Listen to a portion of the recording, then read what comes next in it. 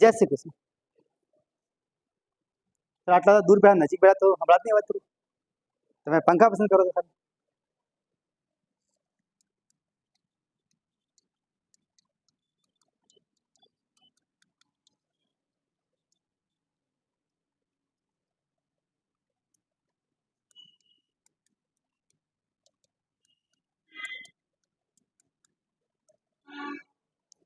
ભારતનું બંધારણ, રાજ્યપાલ, ગવર્નર, આપણે ભાગ 1માં ઘણી બધી માહિતી મેળવી હતી.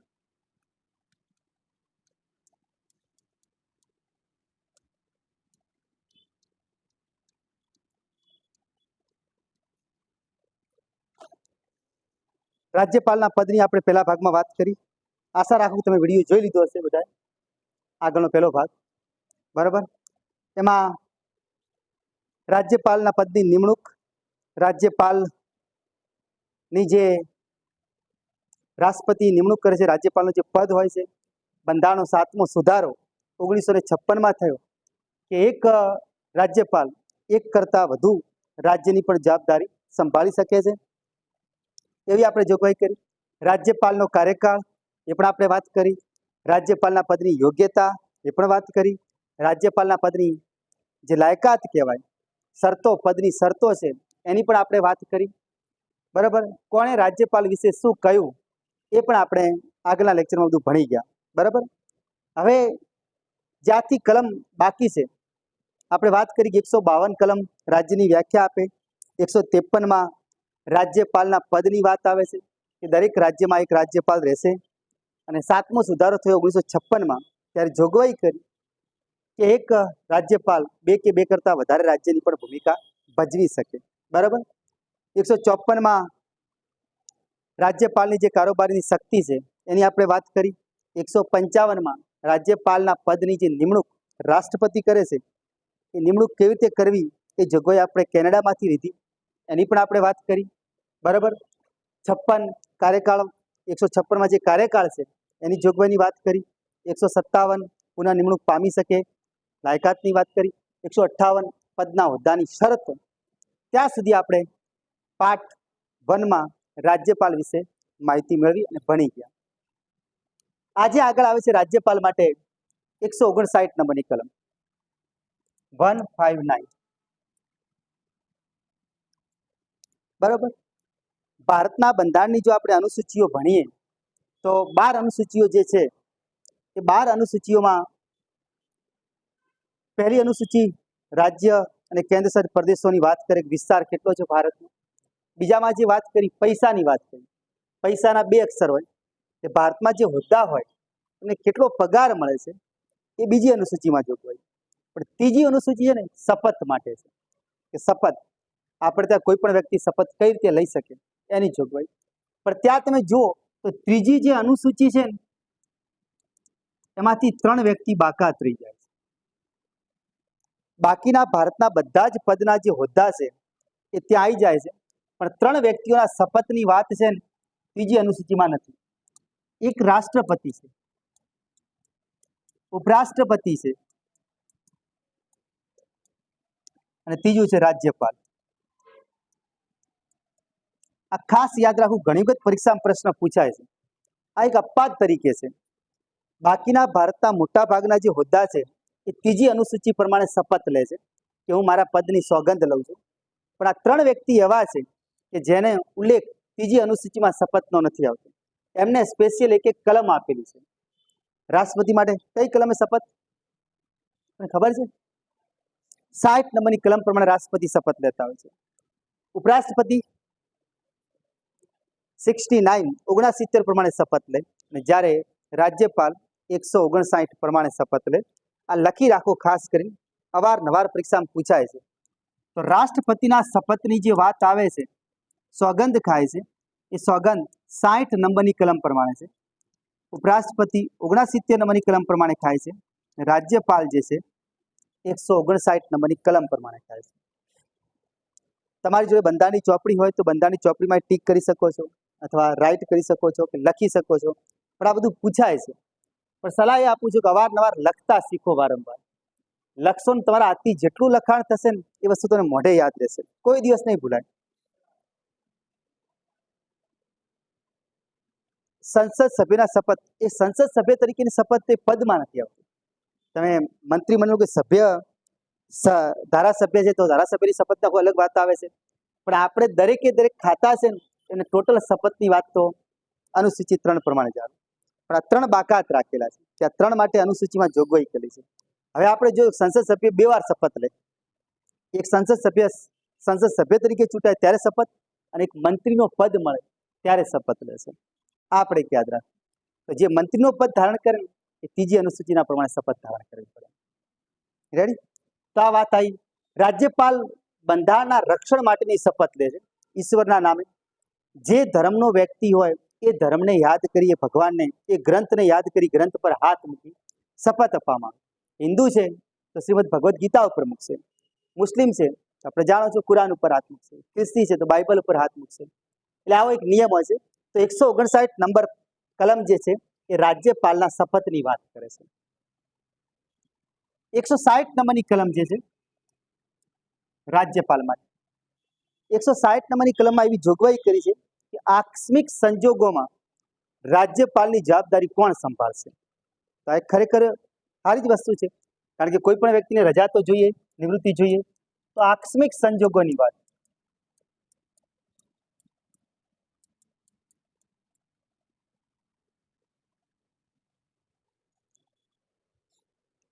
આકસ્મિક સંજોગોમાં રાજ્યપાલની ભૂમિકા કોણ ભજવશે, તો રાજ્યપાલની જવાબદારી કોણ નિભાવશે. તો આપણે ત્યાં નિયમ છે કે રાજ્યપાલનું પદ ખાલી પડે, આ ખાસ એક યાદ રાખજો. કોઈ રાજ્ય હોય અને રાજ્યમાં રાજ્યપાલની નિમણૂક થઈ ચૂકી છે, કોઈ રાજ્ય છે રાજ્યમાં રાજ્યપાલની નિમણૂક થઈ ચૂકી છે. આપણે કીધું કે રાજ્યપાલ રાષ્ટ્રપતિની ઈચ્છા સુધી પોતાના પદ ઉપર રહે, બરાબર. પણ આમ તો નિયમ એવો છે કે સામાન્ય રીતે 5 વર્ષ એને પદ ઉપર નીકાળવા પડે, બરાબર. રાષ્ટ્રપતિ ધારે તો 5 વર્ષ પહેલા પણ એની બદલી કરી શકે. 5 વર્ષનો કાર્યકાળ માટે જે નિમ્યું, ધારો કે હું એમ કહું ગુજરાતમાં આ વ્યક્તિની નિમણૂક કરી ગુજરાતમાં, પણ 2 વર્ષમાં ખબર પડી કે રાજ્યપાલ ગુજરાતમાં ચાલે એમ નથી, તો બાકીના 3 વર્ષ છે ને બીજા રાજ્યમાં આપી શકે, આ જ કાર્યકાળ માટે કરી શકે. પણ આ કોની ઈચ્છાને આધીન? રાષ્ટ્રપતિની ઈચ્છાના આધીન. અથવા નવેસરથી પણ કાર્યકાળ ગણવો હોય તો ગણી શકાય.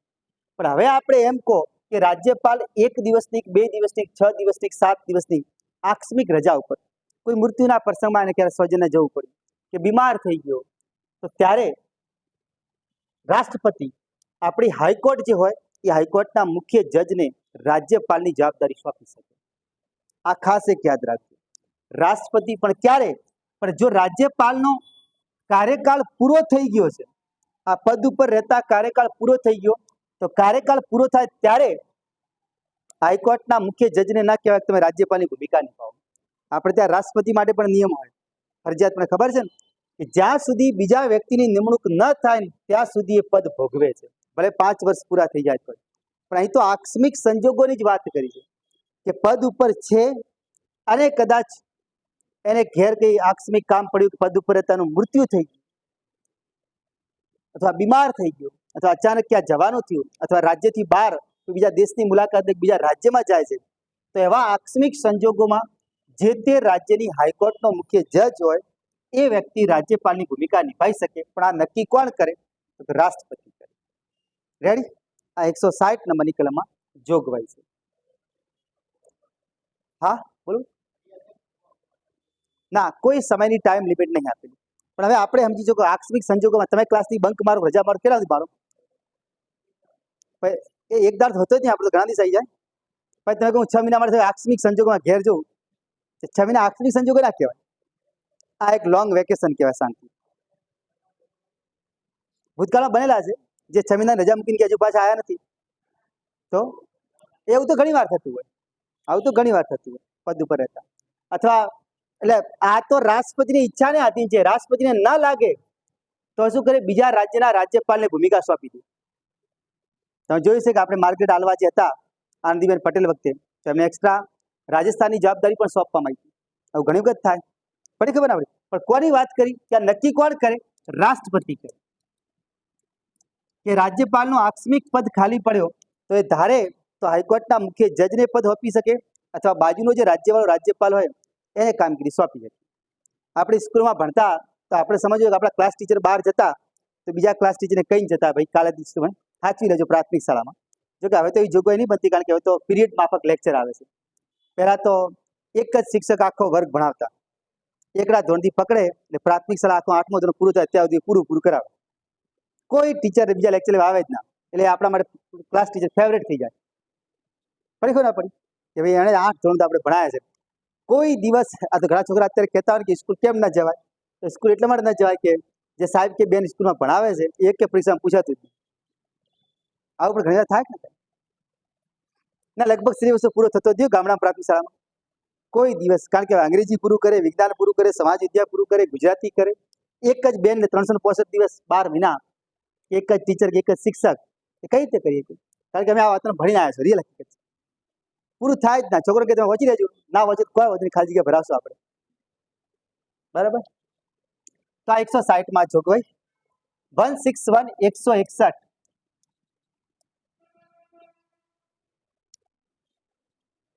આપણે પહેલા લેક્ચરમાં ખૂબ સમજાયું, ત્યાં એવું પણ કીધું કે ભાઈ કેન્દ્રમાં જે ભૂમિકા રાષ્ટ્રપતિની હોય એ જ રાજ્યમાં ભૂમિકા રાજ્યપાલની. જેને પહેલો લેક્ચર ધ્યાનથી જોયું હશે, સાંભળ્યું હશે, બેઠા હશે, તેને ઘણી બધી ખબર પડી હશે, બરાબર. આ એક ખાસ ધ્યાન રાખો. એટલે આપણે એમ કીધું કે કેન્દ્રમાં જે ભૂમિકા રાષ્ટ્રપતિની હોય એ જ ભૂમિકા રાજ્યમાં રાજ્યપાલની હોય.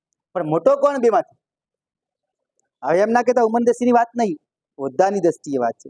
હોદ્દો આ ભાઈનો મોટો કહેવાય, રાષ્ટ્રપતિ. રાજ્યપાલનો હોદ્દો થોડોક નાનો હોય. આ આખા દેશનો પ્રથમ નાગરિક કહેવાય, આ એક રાજ્યનો પ્રથમ નાગરિક કહેવાય. પહેલી વસ્તી ગણતરી દેશમાં આનાથી સ્ટાર્ટ થાય અને જે તે રાજ્યની પહેલી વસ્તી ગણતરી અહીંથી સ્ટાર્ટ થાય, રાજ્યપાલ, બરાબર. તો રાષ્ટ્રપતિને 72 નંબરની કલમ પ્રમાણે કોઈ પણ વ્યક્તિની સજા માફ કરવાની શક્તિ આપેલી છે, સત્તા આપેલી છે. એ જ રીતે રાજ્યમાં રાજ્યપાલને 161 પ્રમાણે સજા માફીની જોગવાઈ છે કે સજા માફ કરી શકે છે. ખાસ એક ધ્યાન કરજો, રાષ્ટ્રપતિને કલમ 72 પ્રમાણે સજા માફીની જોગવાઈ છે, એવી જ જોગવાઈ રાજ્યમાં રાજ્યપાલને કલમ 161 પ્રમાણે છે. આ એક ધ્યાન રાખજો કે આ સજા માફ કરી શકે છે રાજ્યપાલ. પણ આ બેમાં તફાવત એટલે કેવો તફાવત?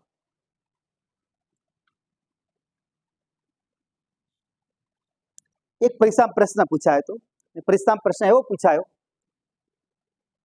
કે રાજ્યપાલ 7મી અનુસૂચિ પ્રમાણે કેટલી અનુસૂચિમાં સજાની જોગવાઈ માફ કરી શકે? એક વિકલ્પમાં લખેલું હતું રાજ્ય યાદી, બીજીમાં લખેલું હતું સંઘ યાદી, ત્રીજું લખેલું હતું સંયુક્ત યાદી. હવે 4 વિકલ્પો આપેલા છે, 1 2 3. બીમાં લખેલું છે 1, સીમાં લખેલું છે 2 3 અને ડીમાં લખેલું છે 1 ને 3. આ પરીક્ષામાં પૂછાયેલો પ્રશ્ન છે કે રાજ્યપાલ 7મી અનુસૂચિ છે, આમાં 3 પ્રકારની યાદીઓ આપેલી છે. એક સંઘ એટલે કેન્દ્ર યાદી, કેન્દ્ર યાદીના વિષય પર કેન્દ્ર કાયદા બનાવે. રાજ્ય યાદીનો મતલબ થાય કે રાજ્ય પોતે કાયદા બનાવે. અને સંયુક્તમાં નક્કી થાય કે કેન્દ્ર અને રાજ્ય બે ભેગા મળી કાયદા બનાવે. તો અહીં પૂછ્યું છે કે રાજ્યપાલ 7મી અનુસૂચિ પ્રમાણે કઈ યાદીમાં સજાની માફી કરી શકે? તો હવે આપણે જાણો છો કે રાજ્યપાલ હોય ક્યાં? રાજ્યમાં. તો એના અધિકાર ક્યાં હોય? રાજ્યમાં. એટલે આપણે જવાબ ટીક કરો, કયો? બી. પણ સાચો જવાબ આપવામાં આવે તો આ. રાજ્યપાલને અધિકાર છે કે રાજ્યપાલ રાજ્ય યાદીના વિષયમાં પણ માફ કરી શકે અને સંયુક્ત યાદીમાં પોતાના રાજ્યનો વિષય લાગુ પડતો હોય તો આ બંનેમાં સજા માફ કરી. આ ખાસ યાદ રાખજો, આ ભૂલ ના થઈ જાય. આવા પ્રશ્ન પૂછાતા પરીક્ષામાં અવારનવાર, બરાબર. તો રાજ્યપાલને અધિકાર છે કે રાજ્ય યાદીના વિષયમાં પણ અને સંયુક્ત યાદીના વિષયમાં પણ સજાની માફી કરી શકે છે.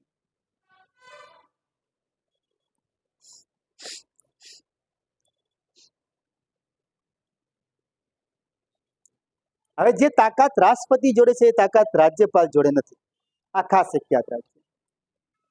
રાષ્ટ્રપતિ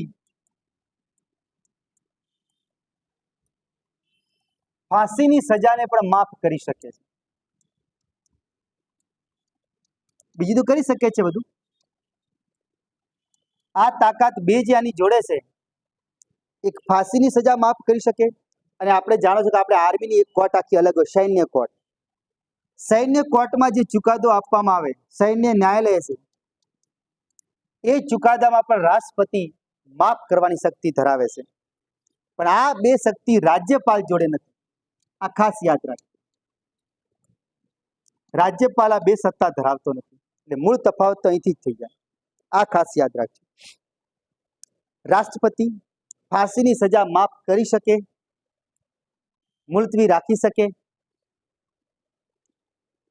રાજ્યપાલ ખાલી ફાંસીની સજાને સ્થગિત કરાવી શકે થોડાક સમય માટે, માફ ના કરી શકે. આ ખાસ યાદ રાખજો, પછી ભૂલ ના થઈ જાય. રાજ્યપાલ પોતાના રાજ્યનો કોઈ વ્યક્તિ હોય તો એની ફાંસીની સજા થોડાક સમય માટે સ્થગિત મોકૂફ કરાવી શકે, બાકી માફ ના કરાવી શકે. અને સૈન્ય કોર્ટ જે ચુકાદો આપે એમાં રાજ્યપાલ કોઈ દખલગીરી ના કરી શકે. એમાં રાષ્ટ્રપતિને જ ઓથોરિટી આપેલી છે, રાષ્ટ્રપતિ જ પોતે કરી શકે.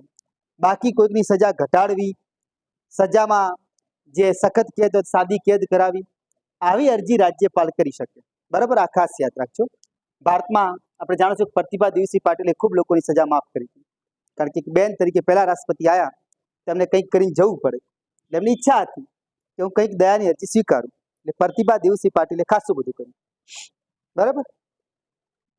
તો આ 161માં રાષ્ટ્રપતિ 72 નંબરની કલમ પ્રમાણે સજાની માફી આપે, જ્યારે રાજ્યપાલ 161 પ્રમાણે સજાની માફ આપે છે, સજાની માફી કરે છે. આ ખાસ એક યાદ રાખજો. રેડી.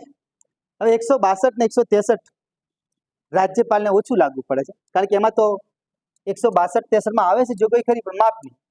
કારણ કે 162માં લખ્યું છે રાજ્યની કારોબારીનો વિસ્તાર કરવો. 163માં લખેલું છે કે રાજ્યમાં મુખ્યમંત્રીની નિમણૂક કરવી, મંત્રીઓની નિમણૂક કરવી. આ એની જોગવાઈ આખી આવી જાય છે. બરાબર. એટલે હવે આપણે એની કોઈ જરૂર નથી.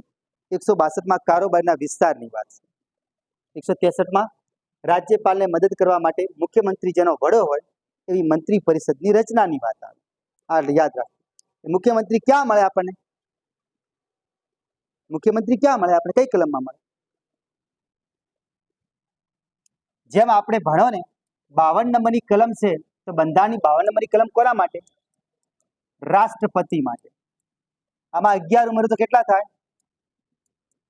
63. કોના માટે? ઉપરાષ્ટ્રપતિ માટે. અને આપણે આગળ જાઓ તો 74 ને 75 જે છે એ કેન્દ્રમાં વડાપ્રધાન પ્લસ મંત્રી પરિષદ આવી જાય. બસ. તો અહીં પણ આપણે જાણી શકો છો 153માં રાજ્યપાલ આવે કે દરેક રાજ્યમાં એક રાજ્યપાલ હશે. એમાં 10 ઉમેરો તો 163માં મુખ્યમંત્રી આવી જાય, સીએમ આવી જાય. આ ખાસ યાદ રાખજો. હવે અહીં 76 નંબરની કલમમાં એટર્ની જનરલ છે. આખા દેશમાં એટર્ની જનરલ એક જ હોય. શેના માટે? સીએમ 164માં મંત્રી પરિષદનો નિમણૂક, જેનો વડો મુખ્યમંત્રી હશે, એવું જોગવાઈ હોય. હા, 163માં મુખ્યમંત્રી જેનો મંત્રી પરિષદનો વડો, હવે જોગવાઈ કરું. હા, 163માં શું લખેલું વાંચો પેલા. રાજ્યપાલને મદદ કરવા માટે એક મંત્રી પરિષદ હશે, હોય તો મંત્રી પરિષદનો વડો કોણ બનાવવામાં આવે? મુખ્યમંત્રી બનાવવામાં આવે. 165માં અહીં જાઓ ને તો એટર્ની જનરલની જગ્યાએ એડવોકેટ જનરલ હોય. Advocate general. જેમ અહીં 74 ને 75 લખીને 74માં લખેલું છે કે રાષ્ટ્રપતિને મદદ કરવા મંત્રી પરિષદ હોય, 75માં વડાપ્રધાન મંત્રી પરિષદનો વડો હોય, તો 163 164 ભેગું લખ્યું તો ફરક ના પડે. મંત્રી પરિષદ હોય ને મંત્રી પરિષદનો વડો મુખ્યમંત્રી હોય. આ બધી કલમો અવારનવાર ગોખતા રહેવું, જેથી તમને મગજમાં આવે ફટાફટ સ્પીડથી.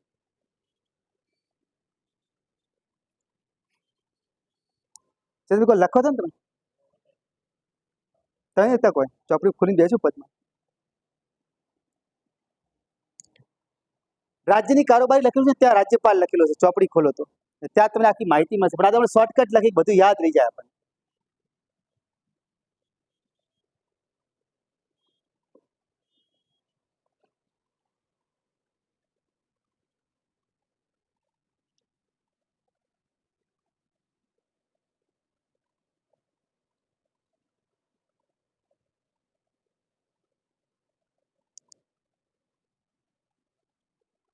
એટર્ની જનરલ દેશમાં એક જ હોય, એડવોકેટ જનરલ દરેક રાજ્યમાં એક હોય. હા, કેન્દ્ર શાસિત પ્રદેશોમાં જ્યાં મુખ્યમંત્રીની ચૂંટણી થાય ત્યાં હોઈ શકે.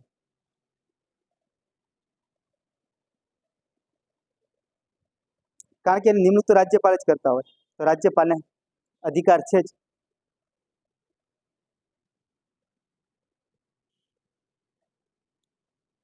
રેડી જવા દો. તમે પ્રશ્ન પૂછ્યું, ચિંતા ન કરો, ચૂચા ન બસો, તો એવું ના બોરિંગ જેવું લાગે.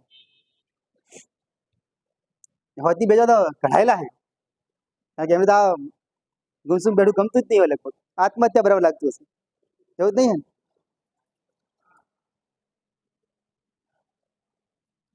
તો આપણે વાત કરી હતી કે કેન્દ્રની જે કારોબારી હોય, કેન્દ્રની કારોબારીમાં કોણ આવે? યાદ હે? એક રાષ્ટ્રપતિ આવે, બીજો કોણ આવે? ઉપરાષ્ટ્રપતિ આવે, ત્રીજું એવું લખાયું હતું કે વડાપ્રધાન જેના અધ્યક્ષ હોય, વડાપ્રધાન સહિત મંત્રી પરિષદ આવે.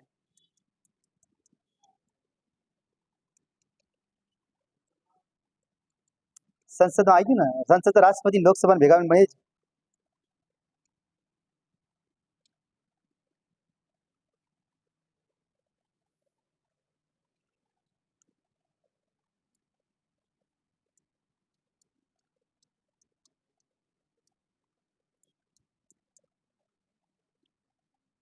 એટર્ની જનરલ આવે. આ 4 થી કેન્દ્રની કારોબારી બને. ઘણીવાર પૂછાય પરીક્ષામાં, કેન્દ્રની કારોબારીમાં કોણ નહીં આવતું? રાજ્યની કારોબારીમાં કોણ આવે?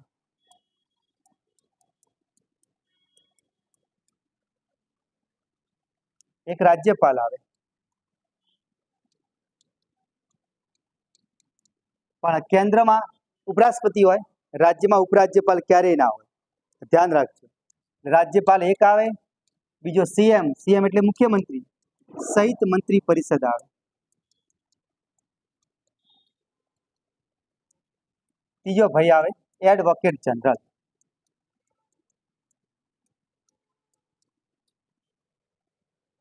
આ ક્યારે ભૂલ ના થાય. રાજ્યની કારોબારી, કેન્દ્રની કારોબારી.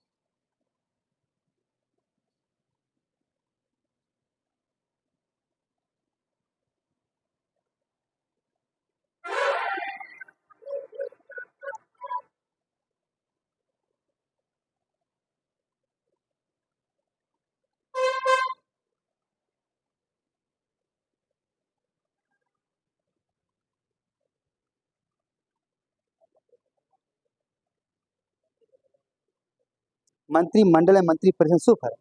કઈ હવે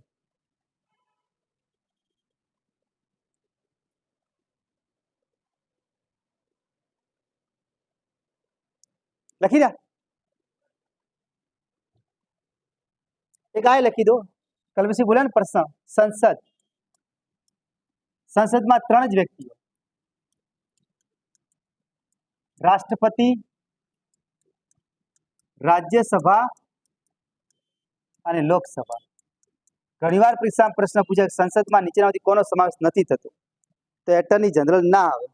ધ્યાન રાખજો. આ 3 વ્યક્તિ ભેગા મળે ને તો જ સંસદ બને.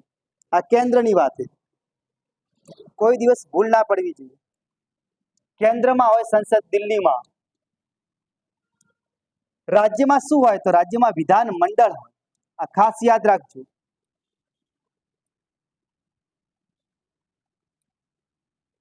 રાજ્યમાં શું હોય? વિધાન મંડળ હોય. વિધાન મંડળમાં કોનો સમાવેશ થાય? બોલો ફટાફટ. રાજ્યપાલ આવે. સંસદનો કારોબારીનો જે વડો કહેવાય એ રાષ્ટ્રપતિ કહેવાય. રાજ્યની વિધાનમંડળનો કારોબારી વડો કહેવાય રાજ્યપાલ કહેવાય. આ યાદ રાખજો. બીજું કોણ હોય? વિધાનસભા હોય. ત્રીજું વિધાન પરિષદ હોય. આ 3 ભેગા મળે તો જ વિધાન મંડળ કહેવાય. આ ખાસ યાદ રાખજો. પણ વિધાન પરિષદ ફરજિયાત નથી, મરજિયાત છે. ભારતમાં 6 રાજ્યોમાં જ અત્યારે વિધાન પરિષદ છે. આ પણ એક યાદ રાખજો. વિધાન પરિષદ દરેક રાજ્યોમાં ફરજિયાત નથી. વિધાનસભા ફરજિયાત છે. દરેક રાજ્યમાં વિધાનસભા હોવી. વિધાનમંડળ ક્યાં હોય? તો રાજ્યમાં હોય. કેન્દ્રમાં સંસદ હોય. સંસદમાં 3 વ્યક્તિ ભેગા થાય. સંસદમાં રાષ્ટ્રપતિને સંસદનો અભિન્ન અંગ ગણવામાં આવે. એ જ રીતે વિધાનમંડળમાં રાજ્યપાલને અભિન્ન અંગ ગણવામાં આવે. ત્યાં દૂર ના પડી શકે. આ દૂર પડે તો વિધાનમંડળ નાશ થઈ જાય, વિસર્જન થઈ જાય.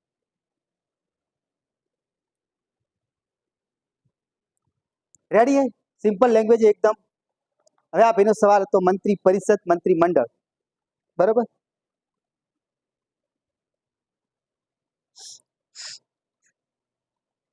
એક પણ યાદ રાખજો, લખી રાખજો. બાકી કેન્દ્ર હોય તો કેન્દ્ર અને રાજ્ય, આ એક ખાસ યાદ રાખજો. કેન્દ્રમાં અને રાજ્યમાં, કેન્દ્રમાં કોઈ પણ મંત્રી પરિષદ કે મંત્રીમંડળ કે જે વડો બનાવશે ને તેને કાર્યાલય શબ્દ વપરાય. કેન્દ્રમાં કાર્યાલય શબ્દ વાપરી શકાય, રાજ્યમાં કોઈ દિવસ ના વાપરી શકાય. રાજ્યમાં એના માટે વિભાગ શબ્દ વાપરવામાં આવે. આ ખાસ યાદ રાખજો. મેન્સની પરીક્ષા આપતા હોય ને, મુખ્ય પરીક્ષામાં કેન્દ્ર માટે તમે કોઈ ચર્ચા પત્ર લખો કે લેટર લખો તો ભારત સરકારનો જે ખાતો લખો ને ત્યાં નીચે કાર્યાલય લખવું પડે. પણ રાજ્ય સરકારને કોઈ બી લખતા હોય તો ત્યાં વિભાગ લખવું પડે કે ભાઈ શિક્ષણ વિભાગ કે ખેતી વિભાગ, કૃષિ વિભાગ એવું લખાય. ત્યાં કેન્દ્રમાં લેટર લખતા હો કે એનું ચર્ચા પત્ર લખતા હો ત્યાં કાર્યાલય લખવું પડે, ફરજિયાત પડે. આ એક યાદ રાખજો.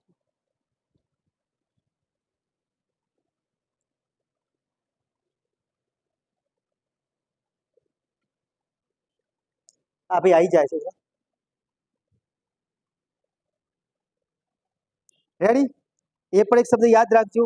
સ્વ વિવેકની શક્તિ રાષ્ટ્રપતિને ક્યારે આપવામાં નથી આવતી? સ્વ વિવેકની શક્તિ રાજ્યપાલને જ આપવામાં આવે. આ ક્યારે ભૂલ ના થઈ જાય. સ્વ વિવેક શબ્દ કેન્દ્રમાં ક્યારે ના વાપરી શકાય. સ્વ વિવેક શબ્દ કેન્દ્રમાં ના વપરાય. સ્વ વિવેક શક્તિ ખાલી રાજ્યપાલને જ મળે. આ પણ એક ધ્યાન રાખજો. સ્વ વિવેક શબ્દ બંધારણમાં ખાલી રાજ્યપાલ માટે જ વપરાય, માત્ર રાજ્યપાલ માટે જ વપરાય.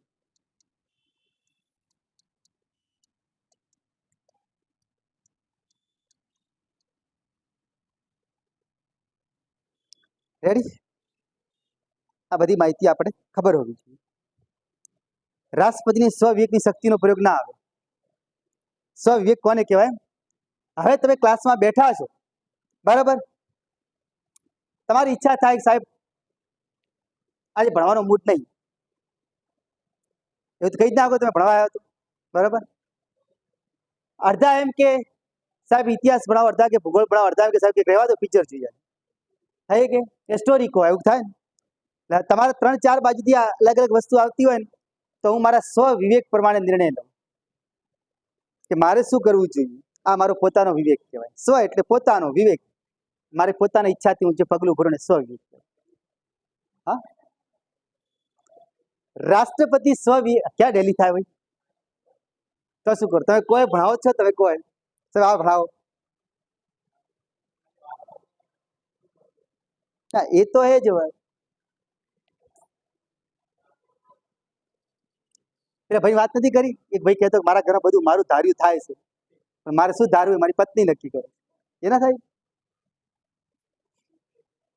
તો આ સ્વવિવેકની શક્તિની વાત જે આવી તો સ્વવિવેક શબ્દ રાષ્ટ્રપતિ માટે ન વપરાય. સ્વવિવેક ખાલી બંધારણમાં રાજ્યપાલ માટે જ વાપરેલો છે. રાજ્યપાલ આપણે ભણશો હમણાં ઘણા વસ્તુ, ઘણા કાર્યો, ઘણા નિર્ણયો પોતાના સ્વવિવેકથી લેશે, જેને કોઈ કોર્ટમાં પડકારી પણ ના શકાય. કારણ સ્વવિવેકથી ઉપયોગ કર્યો છે. ને આપણા બંધારણમાં થયેલું છે, કદાચ બીજે દૂર કહેજો ગુજરાતમાં જ થયેલું છે 2011 વખતે કમલા બેનીવાલના સમયમાં. આપણે રમેશચંદ્ર અમૃતલાલ મહેતા ને આપણે લોકાયુક્ત નક્કી કર્યા હતા. રાજ્યપાલે સ્વવિવેક શક્તિનો પ્રયોગ કર્યો હતો, પણ મોદી સરકારે હાઈકોર્ટમાં પડકાર્યો હતો. તો હાઈકોર્ટે જવાબ આપ્યો કે રાજ્યપાલ સ્વવિવેકથી જે નિર્ણય લે તેને કોઈ જગ્યા પડકારી શકાય નહીં. એટલે કે આ રાજ્યપાલનો નિર્ણય સાચો છે. પડી ખબર ના પડી? એટલે આ સ્વવિવેક કહેવાય. એને કોઈ પડકારી ના શકાય, તાકાત ના લગાડી કે તમારી સામે. બોલો બોલો. હરિયાણામાં થયેલું મુખ્યમંત્રી માટે જે પક્ષ બહુમતી ધરાવતો એના સિવાય બનાવી નાખ્યું હતું. એવું પણ થાય ઘણી વાર. આ સ્વવિવેક શક્તિનો પ્રયોગ કરે રાજ્યપાલ. રેડી? એક મંત્રી પરિષદ શબ્દ હવે વાત થઈ તમારે. એક મંત્રી મંડળ આવે. ત્યાં બેઠા તમને ઘણા બધા ખબર હશે કોઈ પિયુષભાઈ બેઠા છે. મંડળ શબ્દ કોની બહાર લાગે? સહકારી મંડળી, દૂધની ડેરી મંડળી આવે કે ના આવે? સહકારી મંડળી આવે, એક ચોર મંડળી આવે જેમાં બધા ચોર ભેગા થઈને રહેતા હોય, એક મંડળી હોય કે આપણે ક્યાં ધાડ પાડવી, એનું મંડળ આવે. પણ એવું કહ્યું કે ચોરની પરિષદ ભરાઈ, સહકારી પરિષદ ભરાઈ ના આપણી તો. પહેલા આપણા દેશમાં બંધારણ અમલમાં આવ્યું ત્યારે મંત્રી પરિષદ શબ્દ હતો. પણ તમને કદાચ ખ્યાલ છે કે ઇન્દિરા ગાંધીની સરકારે 1975માં આંતરિક કટોકટી લગાવી. યાદ આવ્યું કોક? આવ્યું? થોડું ઘણું આવ્યું નહીં? એટલે એનો મતલબ થાય કે વડાપ્રધાન પોતાની ઈચ્છાથી, પોતાને એમ થાય કે આજે મારી ચા સારી નથી બની, દેશમાં કટોકટી જાહેર કરવી જોઈએ, કટોકટી જાહેર રાષ્ટ્રપતિ કરે. પણ આપણા રાષ્ટ્રપતિને રબર સ્ટેમ્પ કહેવાય, ખાલી સિક્કા જ મારે. મેં હમણાં ના કીધું મારા ઘરમાં બધું મારું ધાર્યું થાય, મારે શું ધારવું? નક્કી થયું નથી. રાષ્ટ્રપતિ એમ કે આખા દેશનો સર્વોચ્ચ પદ રાષ્ટ્રપતિ છે, પણ રાષ્ટ્રપતિને શું કરવું એ વડાપ્રધાન નક્કી કરે. ઇન્દિરા ગાંધી જ્યારે વડાપ્રધાન હતા ત્યારે એમણે રાષ્ટ્રપતિ જાણતા હશો, ફખરુદ્દીન અલી અહેમદ, કે ભારતમાં સૌથી વધારે વટહુકમ બહાર પાડનાર રાષ્ટ્રપતિ કોણ? તો ફખરુદ્દીન અલી અહેમદ હતા. એટલે ઇન્દિરા ગાંધીની સરકાર હોય ને અવારનવાર વટહુકમ બહાર પડાવે અથવા કટોકટીનો શબ્દનો પ્રયોગ કરાવે, કટોકટી લગાવે. એટલે આ 42માં સુધારા 1976માં સુધી મંત્રી પરિષદ શબ્દનો વર્ચસ્વ વધારે રહ્યો. પણ મોરારજી દેસાઈની સરકાર આવી અને 44માં સુધારો કરાયો 1978માં. ત્યારે નક્કી કર્યું કે ખાલી એક વડાપ્રધાનના કહેવાથી આખા દેશમાં કટોકટી ના લાગવી જોઈએ. વડાપ્રધાન તો માથા ભારે હોય બુદ્ધિ, તો એ ધારે એટલું ના કરે. એટલે પછી ત્યાં એક શબ્દ લાવ્યો આપણે. એટલે આજે તમને પૂછે ને કે મંત્રી મંડળ શબ્દ કઈ જગ્યા છે, કઈ કલમમાં જોવા મળે, તો 352માં જોવા મળે. લખી રાખજો ત્યાં. આનો ઉલ્લેખ કલમ 352માં, આનો ઉલ્લેખ કલમ 352માં. ના મંત્રી પરિષદ તો તમે જોયું, હમણાં ઘણી જગ્યાએ જોયું, 74માં છે, 75માં છે, 163માં છે, 164માં છે. આ શબ્દ તો ઘણી જગ્યાએ જોવા મળે. મંત્રી પરિષદમાં સભ્યો વધારે હોય, મંત્રીમંડળમાં એકદમ ઓછા હોય. આપણે યાદ રાખવું, વેલ્યુ એમનું વધારે હોય. મંત્રીમંડળમાં સભ્યો ઓછા હોય, આમાં સભ્યો વધારે હોય.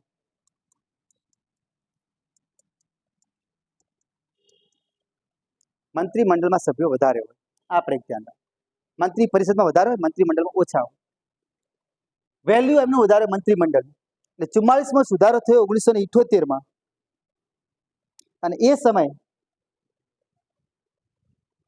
44માં સુધારો 1978 નક્કી થયું કે એકલા વડાપ્રધાનના કહેવાથી નહીં, વડાપ્રધાન અને મંત્રીમંડળના લેખિતમાં લખાણ સાથે જાણ કરે તો જ રાષ્ટ્રપતિ કટોકટી લગાવી શકશે. તમે જોઈ શકો છો, એના પછી કટોકટી લાગી, દેશમાં કોઈ પ્રોબ્લેમ જ ઉભો ના થયો, સિમ્પલ થઈ ગયું. એટલે આ કટોકટીને નિયંત્રણમાં કરવાની કળા હતી. હવે આપણે જાણો છો, ભારતમાં વડાપ્રધાન શબ્દ 1935ના અધિનિયમમાં જોવા મળે. પ્રાઇમ મિનિસ્ટર અને એક ખાલી મંત્રી, મિનિસ્ટર. આ બે શબ્દો તો આપણે 1935માં મળ્યા હતા. લખવું તો લખી દો ફટાફટ. ભારતમાં મંત્રી એટલે મિનિસ્ટર કહેવાય. ભારતમાં મંત્રી અને મિનિસ્ટર એટલે પ્રાઇમ મિનિસ્ટર. ભારતમાં મંત્રી અને વડાપ્રધાન જેવા શબ્દો 1935ના અધિનિયમમાંથી લેવામાં આવ્યા. 1935ના અધિનિયમમાંથી લેવામાં આવ્યા. બોરિંગ તો નહીં લાગતું ને? સમજણ પડે? ઊંઘ તો નહીં આવતી? તો ઠીક. પેલા કીધું કે બંધારણ અને વકીલોનું વરદાન છે, એને સમજશો ને તો જ આવડશે.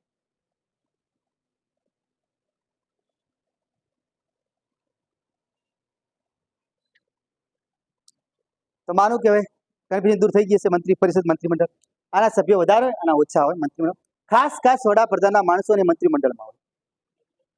કેબિનેટ કક્ષાના મંત્રી બધા એમાં જ હોય. આ એક ધ્યાન રાખવું. તો ફરી પાછા રાજ્યપાલ જોડે આવી જાઓ આપણે.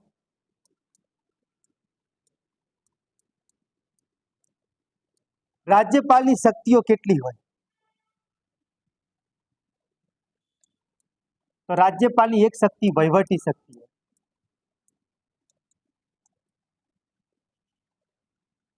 બીજી શક્તિ રાજ્યપાલ જોડે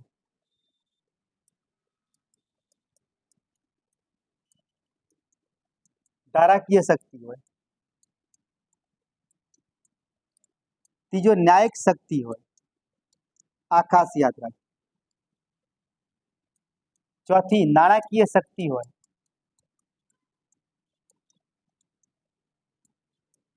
પાંચમી સ્વવિવેક અથવા વિવેકાધીન શક્તિ. રાજ્યપાલના હાથ એટલા મજબૂત હોય, આ ખાસ યાદ રાખો. રાજ્યપાલ એટલી શક્તિ ધરાવે. એક ચોપડીમાં પાંચમી નહીં લખેલું હોય, 4 જ લખેલું હશે. પાંચમી લખી દેજો, કારણ કે આપણા મેન બંધારણમાં 5 શક્તિઓ લખેલી રાજ્યપાલ જોડે. વટ હુકમનું ક્યાં ઉલ્લેખ આવે? વટ હુકમ ક્યાં બહાર પાડે? કઈ શક્તિ પ્રણ પાડે? વટ હુકમ આવે પણ શક્તિ કઈ બહાર પાડે? તારાકીય શક્તિમાં આવી જાય, એનો ભાગ કહેવાય.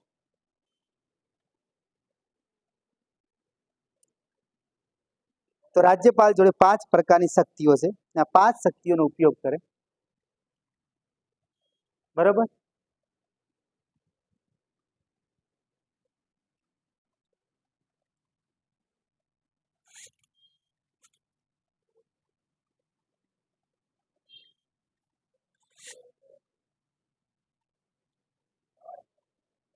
ના ના પવન.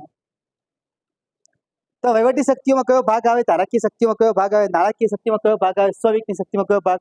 ન્યાયિક શક્તિમાં કયો ભાગ? તો વહીવટની દ્રષ્ટિએ રાજ્યપાલ ખૂબ બધી ભૂમિકા ભજવે છે.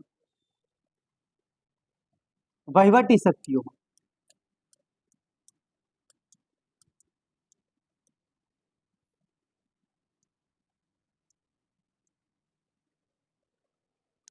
સૌથી પહેલા આપણે જાણો છો કે રાજ્યપાલ મુખ્યમંત્રીની નિમણૂક કરે છે.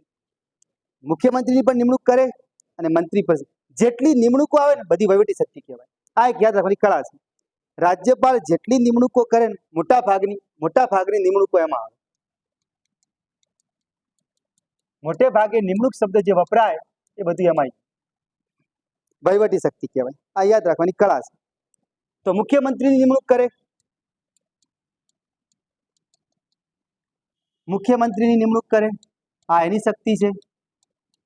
અને મુખ્યમંત્રીની સલાહથી, જો આ શબ્દ વાપર્યો છે, પોતાની સલાહથી ઈચ્છાથી નહીં, મુખ્યમંત્રીની સલાહથી બીજા મંત્રીઓની નિમણૂક કરે.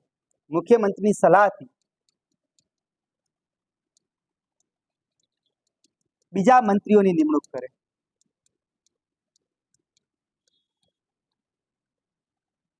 રેડી? એક આ શક્તિ થઈ ગઈ, બે આ શક્તિ થઈ ગઈ. ત્રીજી શક્તિ ખાસ યાદ રાખજો, પ્રશ્ન ઘણીવાર પૂછાય છે. ઝારખંડ છે, છત્તીસગઢ છે, ઓરિસ્સા એવા વિસ્તાર છે ને, ત્યાં જનજાતીય અધિકારી નિમણૂક પણ રાજ્યપાલ કરે. આ ખાસ યાદ. 164 નંબરની કલમમાં ઉલ્લેખ જોવા મળે. 164. છત્તીસગઢ, ઓરિસ્સા, ઝારખંડ આવા જે રાજ્યો છે એ રાજ્યમાં જનજાતીય અધિકારીની નિમણૂક પણ રાજ્યપાલ કરે. જનજાતીય અધિકારી.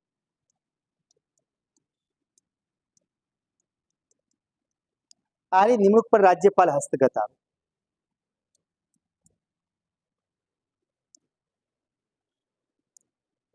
બે મુદ્દા ખાસ ભણશો હવે. પેલા પછી લખજો, સમજી લેજો. રાજ્યપાલની 2 શક્તિ છે, પણ રાજ્યપાલની 2 શક્તિ ઉપર નિયંત્રણ છે. રાજ્યના ચૂંટણી પંચની નિમણૂક રાજ્યપાલ કરી શકે, પણ એને હટાવી ના શકે. આ ખાસ એક ધ્યાન રાખજો. રાજ્યપાલ રાજ્ય ચૂંટણી પંચ, એના મતલબ કે મુખ્ય ચૂંટણી પંચ જે હોય, બીજા ચૂંટણી એની નિમણૂક કરી શકે, પણ હટાવવાની શક્તિ એના હાથમાં નથી. એટલે આ ખાસ યાદ રાખજો. બાકી મુખ્યમંત્રીને હટાવ હટાવી કે, મંત્રીઓને હટાવ હટાવીએ કે, બરાબર, જનજાતીય અધિકારીને હટાવ તો હટાવીએ કે, રાજ્ય ચૂંટણી પંચની નિમણૂક આ કરે, પણ દૂર કરવા માટે જે રીતે વડી અદાલત છે, હાઈકોર્ટ હોય, એના જજને કઈ રીતે દૂર કરે એ રીતે આને દૂર કરે. આ ધ્યાન રાખજો. વડી મુખ્યમંત્રી હટાઈ કે રાજ્યપાલ આવ ઘેર મૂકીએ કે આ નિયમ આવે વડી અદાલતના જજને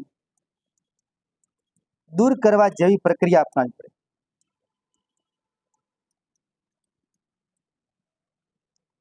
રાજ્ય ચૂંટણી પંચ ની નિમણૂક કરી શકે પણ એને દૂર કરવા માટે હાઈકોર્ટના જજને કઈ રીતે દૂર કરવામાં આવે એ પ્રક્રિયા અપનાવવામાં આવે. જેમાં આપણે નહીં કહેતા કે આપણા દેશમાં મહાભિયોગ તો કોના પર ચલાવી શકાય? ખાલી એકલા રાષ્ટ્રપતિ પર જ ચલાવી શકાય. બીજા બધા પદ છે ને કેગ જેવા તેમણે મહાભિયોગ જેવી પ્રક્રિયા કરવામાં આવે. તો વડી અદાલત જેવી પ્રક્રિયા કરવામાં આવે. આ શબ્દો ખાસ યાદ રાખજો. મહાભિયોગ તો આપણા દેશના બંધારણમાં એક જ વ્યક્તિ પર ચાલે, રાષ્ટ્રપતિ. તો રાજ્ય ચૂંટણી પંચની નિમણૂક કરે, રાજ્ય ચૂંટણી પંચને દૂર ના કરીએ કે આ એક ધ્યાન રાખજો. પછી આવે છે રાજ્ય જાહેર સેવા આયોગ, જેમાં આપણે જીપીએસસી છે. રાજ્ય જાહેર સેવા આયોગ, રાજ્ય જાહેર સેવા આયોગ હોય છે એ આયોગની નિમણૂક પ્લસ અધ્યક્ષ પ્લસ સભ્યો આ બધાની નિમણૂક કરી શકે પણ એમને પદ ઉપરથી દૂર રાષ્ટ્રપતિ કરી શકે. આ ખાસ યાદ રાખજો. નિમણૂક રાજ્યપાલ કરે, રાજ્યપાલ, પણ એને બરખાસ્ત કોણ કરે?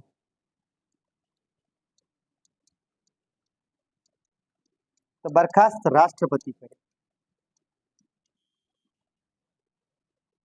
હવે એક પરીક્ષામાં પ્રશ્ન પૂછાયો, રાજ્ય જાહેર સેવા આયોગને સસ્પેન્ડ કરવાની શક્તિ રાજ્યપાલમાં છે, સાચી વાત?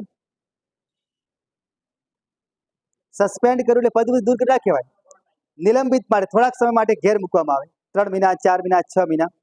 રાજ્યપાલ રાજ્ય જાહેર સેવા આયોગના અધ્યક્ષ કે સભ્યને સસ્પેન્ડ કરી શકે પણ બિલકુલ પદ ઉપરથી દૂર કરી શકે નહીં. બિલકુલ તો કોણ કરે? રાષ્ટ્રપતિ. એટલે યાદ રાખજો, રાજ્યપાલ જાહેર સેવા આયોગના અધ્યક્ષને કે આયોગને ખાલી સસ્પેન્ડ કરીએ કે સસ્પેન્ડ થોડાક સમય માટે નિલંબિત કરું, પદ ઉપર થોડાક સમય માટે રજા આપી દઉં, પણ પદ ઉપરથી દૂર કરવાની શક્તિ તો રાષ્ટ્રપતિ જોડે જોડે. એટલે યાદ રાખજો, તો ભેગું ના થઈ જાય.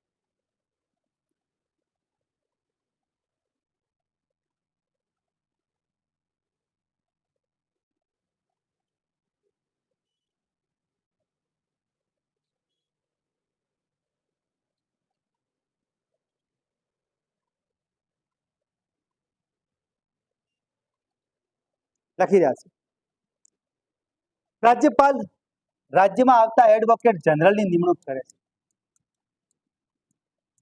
એડવોકેટ જનરલની, અને રાજ્યપાલની ઈચ્છા સુધી જ પદ ઉપર રહી શકે.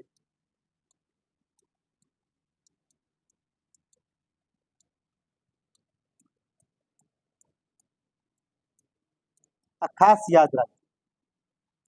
રાજ્યપાલ એડવોકેટ જનરલની નિમણૂક કરી શકે અને રાજ્યપાલની ઈચ્છા સુધી જ પદ ઉપર રહી.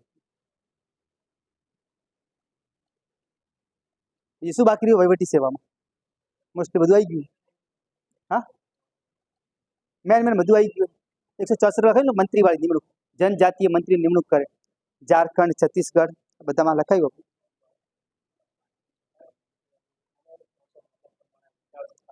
હા, 365 પ્રમાણે વિશાળ સત્તા ધરાવે એટલે ઈચ્છા ને આજે આપણે કહી શકો કે રાજ્યપાલ આ એક વહીવટી સત્તાની જોડે હે 365 નંબરની કલમ પ્રમાણે. 365 એટલે શું કહેવાય? 356, 352, 360, 365.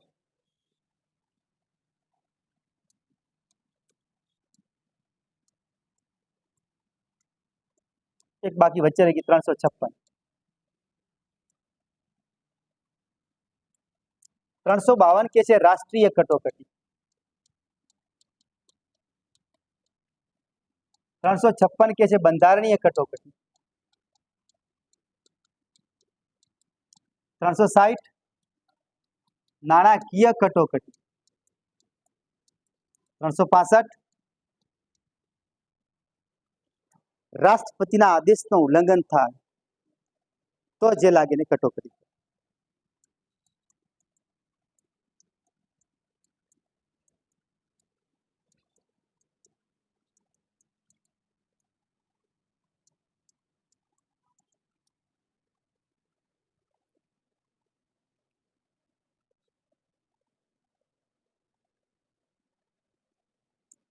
352 આખા દેશમાં કટોકટી લાગી શકે, એમાં રાજ્યપાલની કોઈ ભૂમિકા ના હોય, એટલી બધી નહીં, એમને કે નહીં હોય, કારણ કે આખા દેશનું શાસન રાષ્ટ્રપતિના હાથમાં હોય ને રાજ્યની જવાબદારી રાજ્યપાલ હસ્તગત હોય. 356માં બંધારણીય કટોકટી, બંધારણ નિષ્ફળ જવાથી દરેક રાજ્યમાં શાસન ચાલવું જોઈએ બંધારણ પ્રમાણે, એ પ્રમાણે ન ચાલે તો રાજ્યમાં બંધારણ નિષ્ફળ જવાથી રાજ્યમાં રાષ્ટ્રપતિ શાસન લાગે ને એ બંધારણીય કટોકટી કહેવાય. 360 નાણાકીય કટોકટી, ભારતમાં આજ દિન સુધી આનો પ્રયોગ નથી થયો. બરાબર, રાષ્ટ્રીય કટોકટી કેટલી વાર લાગી ગઈ?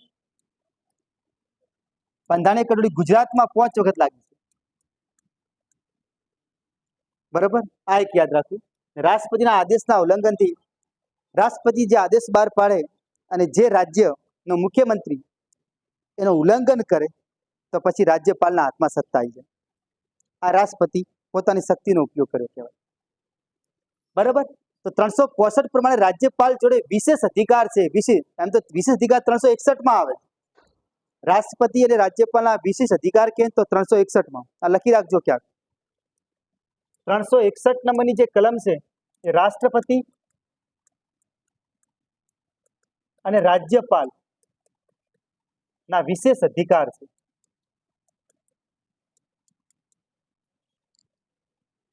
એ 361માં છે.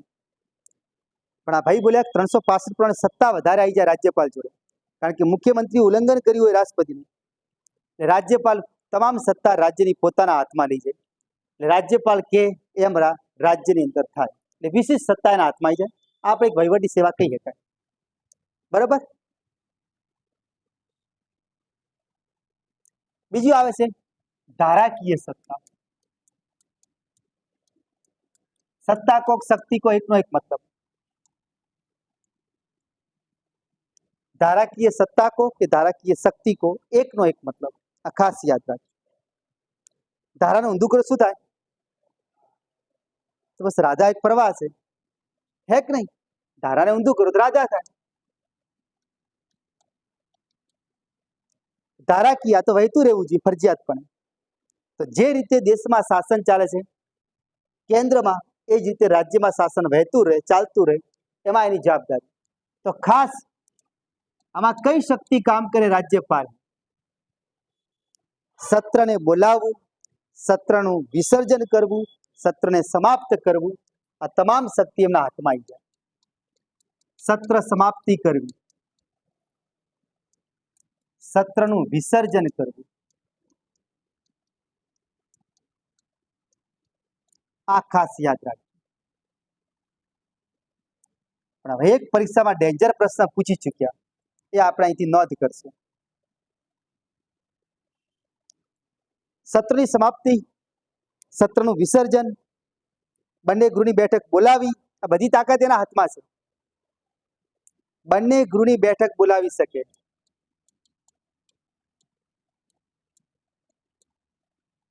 ભેગી બોલાવે, જેમ આપણે નહીં. 108માં શું જોગવાઈ? સંયુક્ત બેઠકની જોગવાઈ. કોણ બોલાવે? રાષ્ટ્રપતિ. જેમ રાજ્યમાં ભેગી બોલાવી તો 176 નંબરની કલમમાં ઉલ્લેખ કે બંને ગૃહની ભેગી બેઠક બોલાવી હોય તો 176 પ્રમાણે રાષ્ટ્રપતિ બોલાવી શકે. 176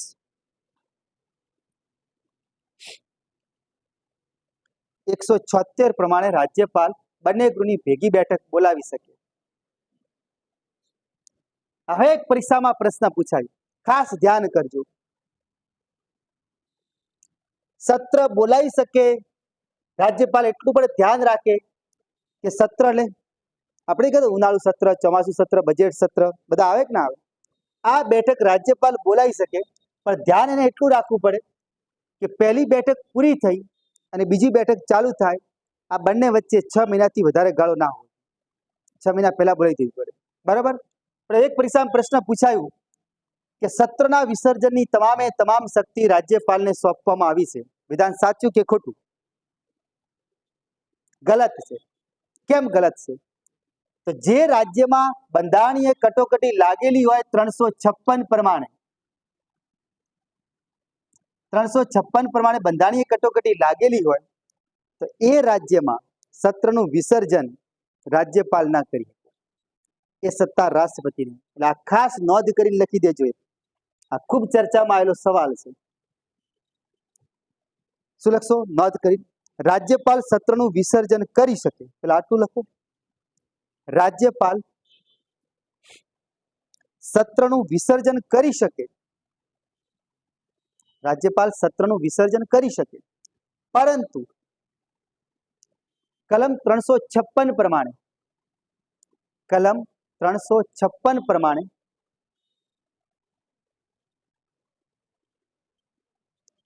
બંધારણીય તંત્ર નિષ્ફળ જવાથી કટોકટી લાગે ત્યારે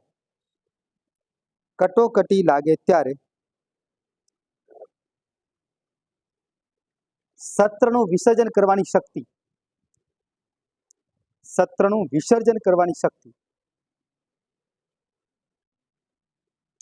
રાષ્ટ્રપતિના હાથમાં આવી જાય છે.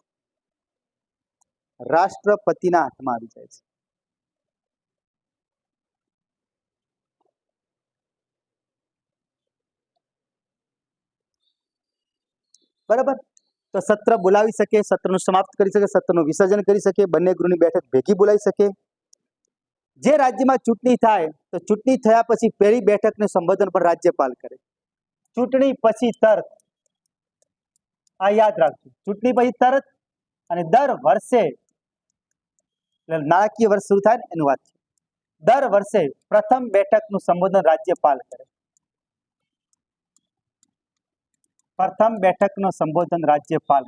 આ ખાસ યાદ રાખજો.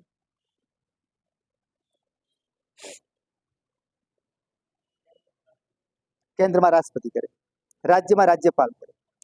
દર વર્ષે એક બેઠક, પહેલી બેઠક બોલાવે વર્ષની શરૂઆતમાં, અને ચૂંટણી નવી થઈ હોય તો નવી ચૂંટણીની પહેલી બેઠક પણ રાજ્યપાલ બોલાવે. હવે આપણા બંધારણમાં તાકાત આપી છે રાજ્યપાલને, કે રાજ્યપાલને એક અધિકાર છે, રાજ્યપાલ વિધાનમંડળના બંને ગૃહની ભેગી બેઠક ગમે ત્યારે અને ગમે ત્યાં બોલાવી શકે. એવું જરૂરી નહીં કે ગાંધીનગરમાં જ બોલાવી, આપણે એની ઈચ્છા થાય માલગઢમાં બોલાવી શકે. સુદેશ આવે, હા, પાવન ભૂમિ આવી શકે, ડીસામાં ગોઠવી શકાય, માલગઢમાં ગોઠવી શકાય. એટલે ત્યાંની છૂટ આપી, સ્થળની પસંદગી પણ રાજ્યપાલ કરશે. એટલે એવું ના રાખતા ગાંધીનગરમાં જ બોલાવી શકે. આ ધ્યાન કરો. હા, કેન્દ્રમાં બન્યું છે, અહીં નહીં બન્યું. ને આપણે તમને ખબર છે કે પેલા ક્યાં ભરાતું હતું? અમદાવાદ. પછી ગાંધીનગર આ છે. પણ હવે ને રાજ્યપાલ એટલી શક્તિનો પ્રયોગ કરતા જ નથી, કારણ કે રાજ્યપાલને ખુદને ખબર નહીં હોતી કે આપણે એટલા પાવર આપેલા છે. આ તો નહીં, નરેન્દ્ર મોદીએ જ્યારે વટહુકમ બહાર પાડ્યો તો રાષ્ટ્રપતિ જોડે 370 કલમ રદ કરીને મનમોહનસિંહ છાપવું હોય તો ખબર પડી કે વડાપ્રધાન જોડે આટલી તાકાત હોય. તો મને તો હવે ખબર પડી. આવું થાય ને ઘણી, એટલે આવું ના થઈ જાય. તો આ ધારાકીય સત્તા છે, સત્રને બોલાવી શકે, સત્રનું વિસર્જન કરી શકે, પ્રથમ બેઠકનું સંબોધન કરી શકે. બીજી આની તાકાત એ છે કે કોઈ પણ ધારાસભ્ય જે છે એ ગેરવર્તણૂકના કારણે યોગ્ય ન લાગે તો ચૂંટણી પંચ જોડે ચર્ચા વિચારણા કરી અને ધારાસભ્યને સસ્પેન્ડ કરી શકે. પડી ખબર ના પડી? આ તાકાતની ધારાકીય શક્તિ કહેવાય. કોઈ બી રાષ્ટ્રપતિ રીતે આ સંસદ સભ્યને આપેલું છે, અહીં રાજ્યપાલ, અને રાજ્યપાલનો નિર્ણય આખરી ગણાય. આપણે યાદ રાખીએ, રાજ્યપાલ નક્કી કરે કે કોઈ પણ ધારાસભ્ય ચૂંટણીમાં દખલગીરી કરી, ચૂંટણીમાં કોઈ ખોટું કામ કર્યું તો ચૂંટણી પંચ જોડે ચર્ચા વિચારણા કરી એને એ સસ્પેન્ડ કરી કે નિલંબિત કરી કે રાજ્યપાલનો નિર્ણય આખરી ગણવામાં આવે. આ બાબત રાષ્ટ્રપતિ જોડે ના જાય, રાજ્યપાલ પોતે જ નિર્ણય કરી. આ બધી એની ધારાકીય શક્તિ છે, આ યાદ રાખજો. કાયમ માટે ન્યાયિક શક્તિ, પણ એની ઈચ્છા નાથી છો, કરવું તો કરી શકે. ત્યાં માણસની ગેરવર્તણૂક છે, ગેર મૂકી દો ટાઈમસર. ન્યાયિક શક્તિ, રાજ્યપાલ જો ન્યાયિક શક્તિ પણ પુષ્કળ પ્રમાણમાં.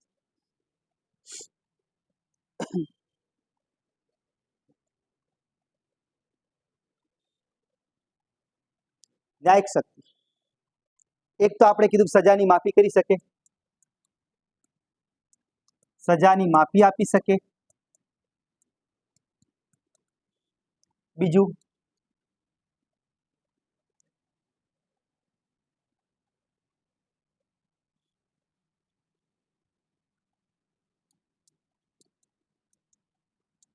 ન્યાયાધીશની નિમણૂક કરી શકે.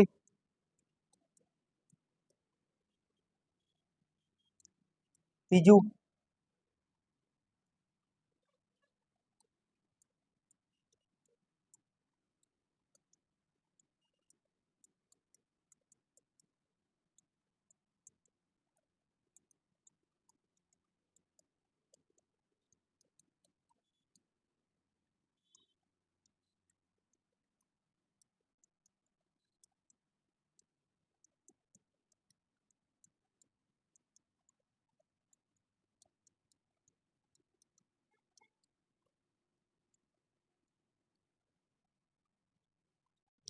આ ન્યાયિક શક્તિ છે. સજાની માફી આપી શકે, પણ હમણાં સમજાયું કે ફાંસીની સજા માફ ના કરી કે સૈન્ય કોર્ટની સજા માફ ના કરી શકે. ન્યાયાધીશની નિમણૂક કરી શકે અને ન્યાયાધીશ સાથે મળી અને જાહેર સેવા આયોગના અધ્યક્ષ સાથે ચર્ચા વિચારણા કરી. તમે જોતા હશો કે આપણે ત્યાં હાઈકોર્ટ આસિસ્ટન્ટની ભરતી બહાર પડે, પટ્ટાવાળાની ભરતી બહાર પડે, પછી બેલીફની ભરતી બહાર પડે. આ બધું નક્કી રાજ્યપાલ કરે, બરાબર. આ ભરતીઓ કરાઈ શકે અને મુખ્ય ન્યાયાધીશ સાથે મળી જિલ્લા ન્યાયાધીશ ની નિમણૂક કરી શકે, સેશન કોર્ટના જજની નિમણૂક કરી શકે. આ તાકાત રાજ્યપાલને આપી છે. એમને બઢતી આપવી, એમને મોકૂફ રાખવા, આ બધી તાકાત પણ રાજ્યપાલના હાથમાં છે. જિલ્લા ન્યાયાધીશને બઢતી આપવી, એને સસ્પેન્ડ કરવા, આ પગાર ભાડું ભથ્થું વધારવું, આ બધી તાકાત રાજ્યપાલના હાથમાં છે. જિલ્લાની સેશન કોર્ટની તમામ શક્તિઓના હાથમાં આવી જાય રાજ્યપાલ. હા, હાઈકોર્ટના ન્યાયાધીશની નિમણૂક રાષ્ટ્રપતિ રાજ્યપાલને પૂછીને કરે, ચર્ચા વિચારણા મુખ્યમંત્રી સાથે કરે, રાજ્યપાલ સાથે કરે. નિમણૂકમાં આપણે મુખ્ય ન્યાયાધીશ નહીં લખીએ, અન્ય ન્યાયાધીશની નિમણૂકવાની ભાગીદારી હોય ખાસ. બાકી તો બધા જજની નિમણૂક કોણ કરે ભાઈ? રાષ્ટ્રપતિ કરે. આ યાદ રાખજો, ન્યાયાધીશની નિમણૂકો કોણ કરે? રાષ્ટ્રપતિ કરે. પણ આ કોની સાથે ચર્ચા કરશે? જે રાજ્યમાં રાજ્યની હાઈકોર્ટમાં જેટલા બી જજ આવે એ બધાની નિમણૂક રાષ્ટ્રપતિ જ કરે, મુખ્ય જજની બધા. પણ આપણે અન્ય ન્યાયાધીશ સેશન કોર્ટના બીજા બધા નહીં હોતા, જિલ્લા ન્યાયાધીશ, આ બધી નિમણૂક આના હાથમાં હોય. એ તો આપણે નહીં ભણી ગયા, આવતું નહીં. આને શપથ કોણ અપાવે? મુખ્ય ન્યાયાધીશને ફરજિયાત રાજ્યપાલ જ અપાવે. આ લખવું તો લખી દો હશે. હાઈકોર્ટના મુખ્ય ન્યાયાધીશને શપથ તો રાજ્યપાલ જ અપાવે. આ શક્તિ એના હાથમાં હોય. હાઈકોર્ટના મુખ્ય ન્યાયાધીશને શપથ રાજ્યપાલ અપાવે.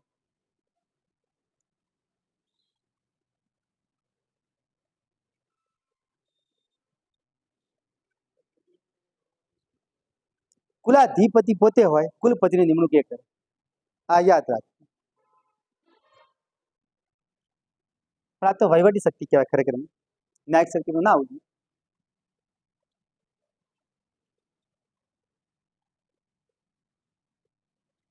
રેડી? આ ભાઈએ કીધું એમ યુનિવર્સિટીના કુલાધિપતિ કોણ હોય? રાજ્યપાલ પોતે હોય, જેને કહેવાય ચાન્સેલર. યુનિવર્સિટીના કુલાધિપતિ રાજ્યપાલ પોતે હોય, પણ યુનિવર્સિટીના ચાન્સેલર હોય એની નિમણૂક રાજ્યપાલ કરે. યુનિવર્સિટીના કુલપતિની નિમણૂક રાજ્યપાલ કરે. આ યાદ રાખજો, રાજ્યપાલના હસ્તગત આવે.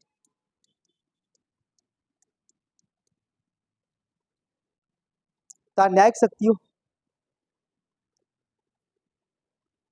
નાણાકીય શક્તિઓ.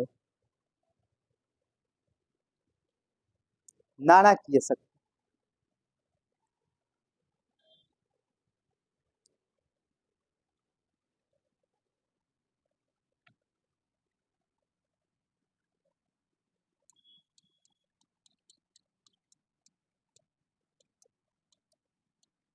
આટલો બધો ભાગ બાકી તો પેલા લેક્ચરમાં ભણીએ કે પેલા લેક્ચરમાં બધા ઊંઘ લેતા હતા બેઠા બેઠા.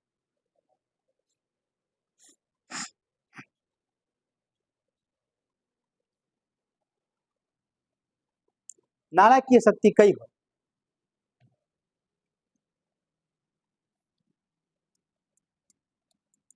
તો રાજ્યની આકસ્મિક નીતિનો જે આકસ્મિક નિધિ હોય એનો સંરક્ષક રાજ્યપાલ કહેવાય. સંરક્ષક રાજ્યપાલ.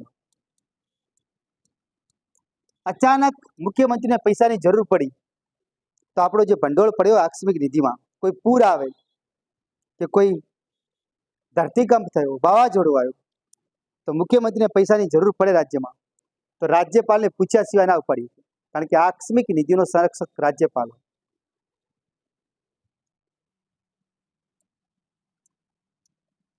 202 પ્રમાણે બજેટ પ્રસ્તુત કરાવે. આ એક યાદ રાખો.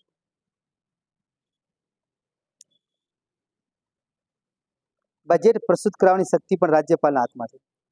પ્રસ્તુત કરે કોણ? તો રાજ્યનો નાણામંત્રી કરે, પણ કરાવે એની પરવાનગી લેવી પડે.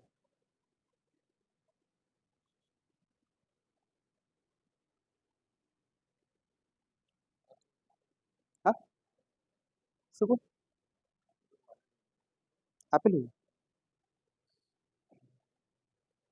બીજી કઈ નાણાકીય શક્તિ આવે?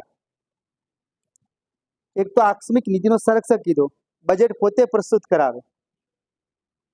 હા હા, દર 5 વર્ષે જે સ્થાનિક સ્વરાજ કે નગરપાલિકા હોય ને, તો રાજ્ય નાણાં પંચની નિમણૂક રાજ્યપાલ કરે. લખી દો નીચે ફટાફટ. દર 5 વર્ષે નગરપાલિકા સ્થાનિક સ્વરાજ. કઈ કલમમાં ઉલ્લેખ આવે? વાય પાય યાદ કરો. વાય પાય આવતું કોક? 243 વાય આવે કે ના આવે? દર 5 વર્ષે નગરપાલિકા સ્થાનિક સ્વરાજ ની સંસ્થાઓને ભંડોળ પૂરું પાડવા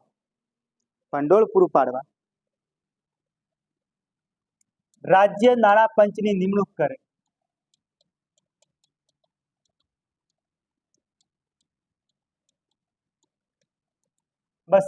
BB માં પણ હે, 243 વાય માં બી. આઈ માં ના આવે.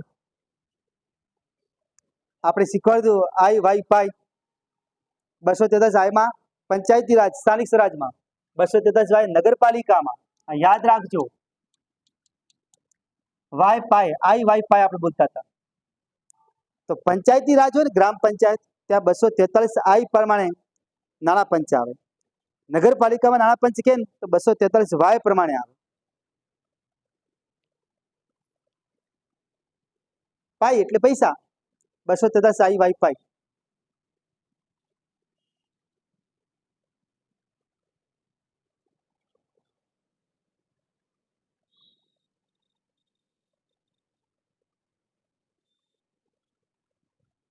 તો આની નાણાકીય સત્તા છે, નાણાકીય શક્તિ છે.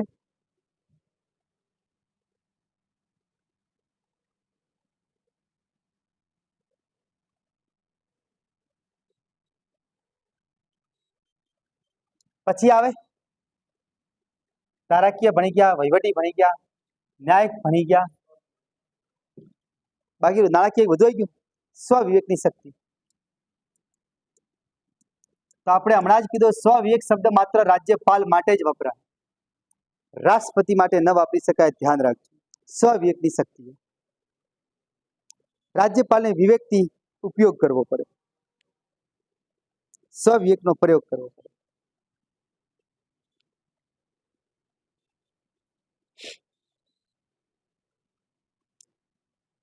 તો આપણે કહો છો 356 પ્રમાણે જે બંધારણ તંત્ર નિષ્ફળ જવાથી કટોકટી લાગે છે, તો રાજ્યપાલ પોતે પરિસ્થિતિને જોવે છે કે પરિસ્થિતિ ખરેખર ડેન્જર છે રાજ્યમાં, હવે આ તંત્ર ચાલશે નહીં, ત્યારે પોતે સ્વવિવેકનો પ્રયોગ કરીને રાષ્ટ્રપતિને જાણ કરે છે કે હવે આ રાજ્યમાં રાષ્ટ્રપતિ શાસન લગાવવાની જરૂર છે. 356 નંબરની કલમ વહીવટમાં બી આવે, અહીં પણ આવે કે સ્વવિવેકની શક્તિનો પ્રયોગ કરવામાં આવે. યાદ રાખજો, રાષ્ટ્રપતિને જાણ થાય ને રાજ્યપાલ કરે તો જ એ રાજ્યમાં 356 પ્રમાણે રાષ્ટ્રપતિ શાસન લાગે. એ પણ એક ધ્યાન રાખજો. એક તો સ્વવિવેકની શક્તિ આવી, પોતાની ઈચ્છાને આધીન, બરાબર. બીજું આપણે કીધું કે એડવોકેટ જનરલ જે હોય રાજ્યપાલની ઈચ્છા સુધી જ પોતાના પદ ઉપર રહી શકે, બાકી ના રહી શકે. આ પણ એક નક્કી જ છે. તો એમાં બી સ્વવિવેક શક્તિનો પ્રયોગ થાય છે. ત્રીજું, રાજ્યપાલ એક વીટો પાવર અને એક વટ હુકમ, આ પણ એક ધ્યાન રાખજો.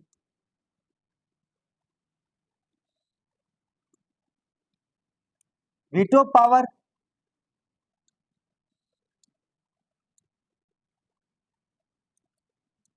રાષ્ટ્રપતિ કે ને તો રાષ્ટ્રપતિ વીટો પાવર 111 પ્રમાણે બહાર પાડે. રાષ્ટ્રપતિ વટ હુકમ કે તો 1, 2, 3 પ્રમાણે પાડે. કલમોનો વાત છે. રાષ્ટ્રપતિ વીટો પાવરનો પ્રયોગ 111 નંબરની કલમ પ્રમાણે કરે, વટ હુકમનો પ્રયોગ 123 નંબરની કલમ પ્રમાણે કરે. એ જ રીતે રાજ્યમાં રાજ્યપાલ વીટો પાવરનો પ્રયોગ અને વટ હુકમનો પ્રયોગ અહીં જોઈ શકાય છે. 123 છે, બગડો આગળ લઈ જાઓ, 213. તો રાજ્યપાલ 213 પ્રમાણે વટ હુકમ બહાર પાડે. રાજ્યપાલને આ કલમ આપેલી છે. અહીં આપેલું છે વીટો પાવર. રાષ્ટ્રપતિ 111 નંબરની કલમ પ્રમાણે પાડે, જ્યારે રાજ્યપાલ બોલો ફટાફટ 200 નંબરની કલમ પ્રમાણે બહાર પાડે. 200. અહીં 3 એકડા છે, અહીં બગડો લખેલો, બગડા 2 જીરા લખવાના. રાજ્યપાલ વીટો પાવર પાડે. તો આ બંનેમાં પણ રાજ્યપાલ સ્વવિવેક શક્તિનો પ્રયોગ કરે છે, એવું પણ કહેવાય ને વહીવટી પણ શક્તિ કહેવાય, પણ મોસ્ટલી સ્વવિવેક વધારે કહેવાય. તો હવે આપણે વાત કરી વીટો પાવર શું હોય, લખી રહ્યા.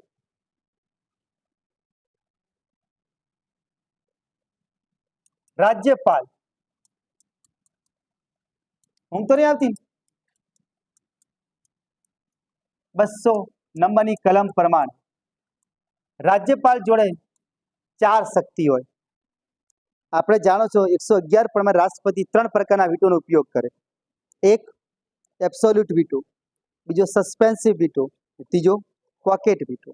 રાજ્યપાલ જોડે એક અધિકાર વધારે હોય કે રાષ્ટ્રપતિ માટે અનામત રાખો. આ શું કરી શકે રાજ્યપાલ? તો રાજ્યપાલ જોડે બી એબ્સોલ્યુટ એટલે આત્યંતિક વીટો કહેવાય. આત્યંતિક વીટો અંગ્રેજીમાં કહેવાય એબ્સોલ્યુટ વીટો. આ આપણે શીખવાડીએ. બીજો નિલંબનકારી વીટો,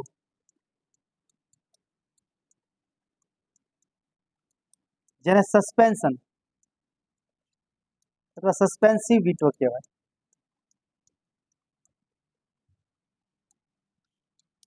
ત્રીજો આવે છે જેબ વીટો, અંગ્રેજીમાં કહેવાય પોકેટ વીટો. રાષ્ટ્રપતિ જોડે 3 વીટો પાવર હોય, રાજ્યપાલ જોડે એક એક્સ્ટ્રા હોય. રાષ્ટ્રપતિ માટે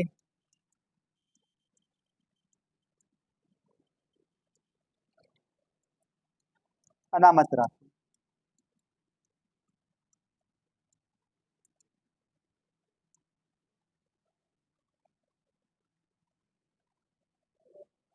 હા, ખરડો અનામત, ખરડો. આ વીટો પાવર મતલબ ખરડો અનામત રાખે. આ અનામત રાખે રાષ્ટ્રપતિના વિચાર માટે, ખરડો અનામત રાખે. તો શું આત્યંતિક વીટો? એબ્સોલ્યુટ વીટોનો મતલબ થાય ચોખ્ખી ના પાડવી કે હું સહી નહીં કરું, ઇનકાર કરવો, એને કહેવાય એબ્સોલ્યુટ વીટો, કે હું સહી નહીં કરું ખરડા ઉપર. કારણ કે યાદ રાખવું, કેન્દ્રમાં કોઈ પણ ખરડો કાયદો ક્યારે બને? રાષ્ટ્રપતિ સહી કરે ત્યારે બને. રાજ્યમાં કોઈ પણ ખરડો કાયદો ક્યારે બને? રાજ્યપાલ સહી કરે ત્યારે બને. આ એક યાદ રાખવું, બરાબર. તો આત્યંતિક વીટો એટલે કોઈ પણ ખરડો બનાવી અને રાજ્યપાલ સમક્ષ મૂકવામાં આવે તો રાજ્યપાલ ચોખ્ખી ના પાડે કે સહી નહીં થાય, ખરડો કાયદો નહીં બને, તો એને એબ્સોલ્યુટ વીટો કહેવાય. નિલંબનકારી વીટોનો મતલબ થાય પોતાની જોડે પડ્યું રાખવું, નિલંબન કરવું, થોડા સમય પછી રાહ જોઈશ કેવું કે. જેબ વીટો કહેવાય પોકેટ વીટો, કે બિલકુલ કોઈ ઈચ્છા ના હોય ગજવામાં મૂકી દે. આ નિલંબનકારી વીટોનો મતલબ એ પણ થાય કે પુનઃ વિચાર માટે મૂકવું, ફરી પાછો જે રાજ્યના બે વિધાનમંડળના ગૃહ હોય, વિધાનસભા અને વિધાન પરિષદ, તો એમને વિચાર માટે મૂકવું હોય તો એને નિલંબનકારી વીટો પણ કહેવાય. જે વીટો એટલે પોકેટ વીટો, બિલકુલ ઈચ્છા નથી તો ગજવામાં ગાળીને મૂકી દેવું. રાજ્યપાલને ખબર હોય કે મારો પદનો કાર્યકાળ પૂરો થવા આવ્યો છે, તો પોતે પોતાના પોકેટમાં સેફ રાખી શકે છે. અને જો અમુક ખરડા એવા હશે કે રાજ્યપાલને એવું લાગે કે મારે રાષ્ટ્રપતિની સલાહ લેવી જોઈએ, તો રાષ્ટ્રપતિ જોડે મૂકે છે પોતાના ખરડાને. હવે આ યાદ રાખજો, 201 નંબરની, આ 200 નંબરની કલમ હે, પણ 201 નંબરની કલમમાં એવું કીધું છે, આ ખાસ યાદ રાખજો ઝીણવટપૂર્વક. 201 નંબરની કલમ પ્રમાણે રાજ્યપાલ જ્યારે રાષ્ટ્રપતિની સલાહ માટે ખરડો મૂકશે, 201 પ્રમાણે રાજ્યપાલ રાષ્ટ્રપતિની સલાહ માટે, વિચાર માટે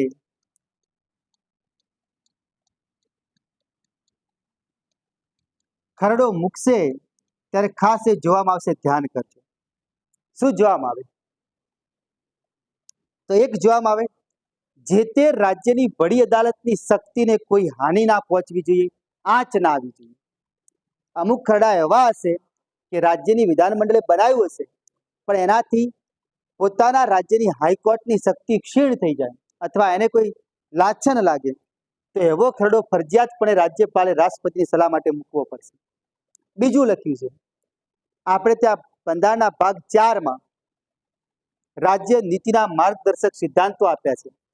જો ખરડો રાજ્યના નીતિના માર્ગદર્શક સિદ્ધાંતોનો અમલ ના કરતો હોય, એટલે કે જનહિતમાં જારી ના હોય, પબ્લિકની વિરોધમાં હોય, તો એ ખરડો પણ રાષ્ટ્રપતિની સલાહ માટે રાજ્યપાલે ફરજિયાત મૂકવો પડશે, એવું લખ્યું છે.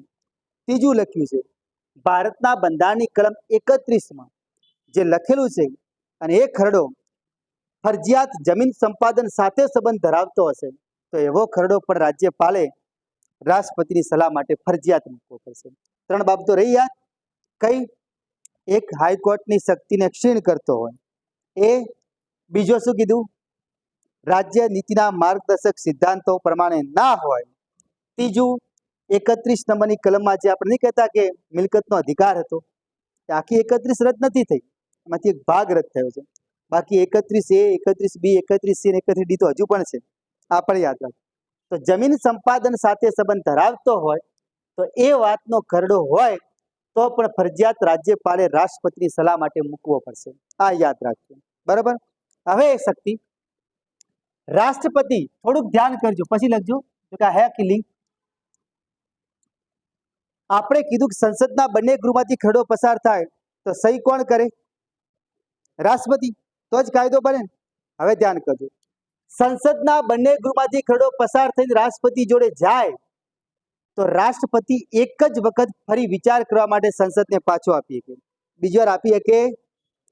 એકવાર વિચાર કરીને ભલે સંસદ એમાં સુધારો કરે કે ના કરે, અને એમને પાછો બીજા દિવસે જવા દે, તો રાષ્ટ્રપતિએ ફરજિયાત સહી કરવી પડશે, તો ખરડો કાયદો બની જાય. પણ હવે ધ્યાન કરજો, કોઈ રાજ્યનો રાજ્યપાલ રાષ્ટ્રપતિની વિચારણા માટે રાજ્યનો ખરડો મોકલે છે, તો રાષ્ટ્રપતિની જેટલી વખત ઈચ્છા થાય એટલી વખત રાજ્યને પાછો આપી. ગુજરાતમાં જ બન્યું, તમને કદાચ ખ્યાલ હતો. ગુજરાતનો કાયદો હતો, યાદ આવ્યું કોક? ગુજ સી ટોક.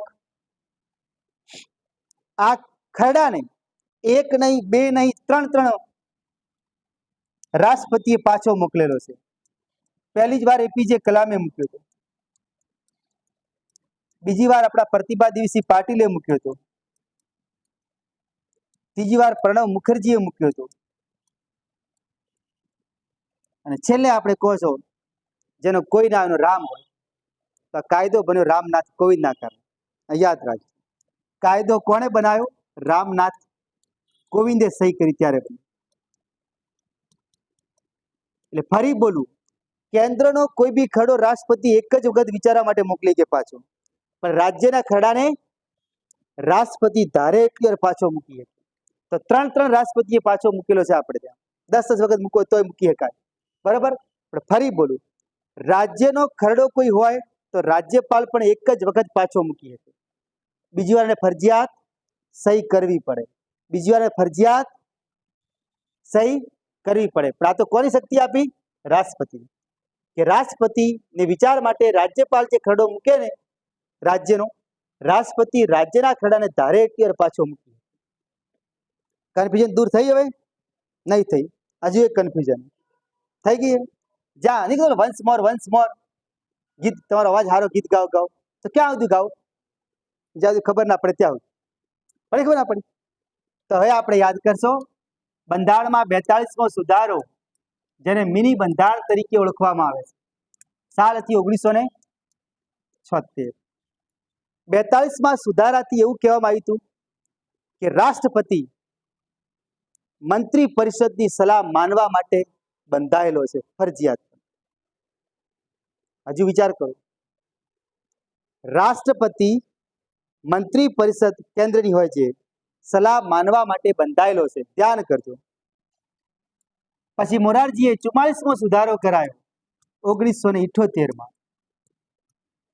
પહેલા સખત પ્રતિબંધ કે રાષ્ટ્રપતિએ મંત્રી પરિષદની જે સલાહ હોય એને માટે ફરજિયાત માનવા માટે બંધાયેલો. 44મો સુધારો 1978માં થયો ત્યારે શરત કરી કે રાષ્ટ્રપતિ એક વખત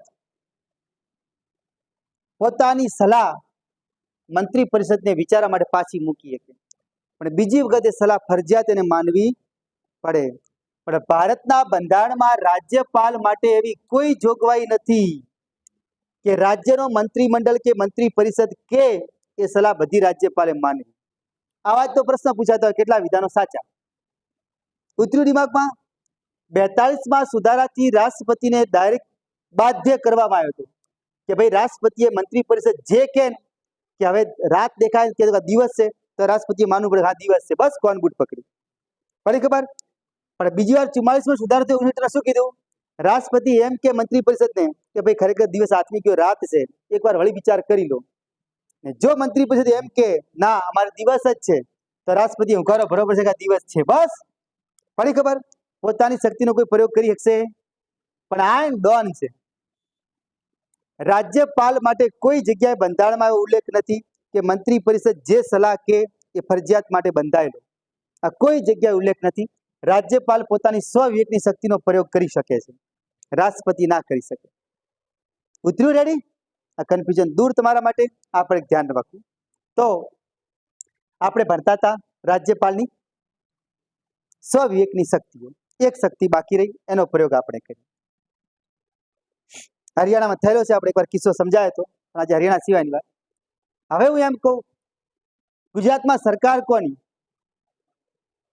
ભાજપની. કોઈ કે ભૂપેન્દ્રભાઈની, કોઈ કે પટેલોની, એવું તો ના કહેવાય, ભાજપની જ કહેવાય. બરાબર? એટલે હવે હું એમ કહું કે જે રાજ્યમાં ઘણી વાર તમે ત્રિશંકુ વિધાનસભા નામ સાંભળ્યું છે, એવું શબ્દ સંભળાતો હશે ક્યારેક ક્યારેક. રાજ્યમાં ચૂંટણી થઈ પણ એકે પક્ષને બહુમતી ના મળી. બહુમતી કોને કહેવાય? રાજ્યની જેટલી સીટો છે, ગુજરાતમાં કેટલી વિધાનસભાની સીટો? તો 182 ના અડધા કરો, એનાથી એક વધારે મળે એને બહુમતી કહેવાય. તો 18 ના અડધા 9, 2 ના અડધા 1, 91 પ્લસ 92 થવી જોઈએ. ગુજરાતમાં જેને 92 સીટો મળે, જે પક્ષને એની સરકાર બને. આ ફરજિયાત નિયમ. દેશમાં લોકસભાના અડધા કરવાના, એક ઉમેરવાનો, જેનાથી અડધાથી એક વધારે હોય એની બહુમતી બને. પણ હવે હું એમ કહું કે ભાજપ, કોંગ્રેસ કે આમ આદમી પાર્ટી, બીજું લેવું હોય નહીં લે, ઘણું થઈ ગયું.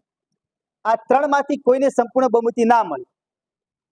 કોક જોડે 81 સીટો આવી, કોક જોડે 80 આવી, આ વધી ઘટી બાકી આપમાં ઉમેરી દેજો. બરાબર ને? કેટલી વધે? 31 વધે? 21? 1 અને 21 વધે કે થઈ ગઈ? આપ જોડે આવી.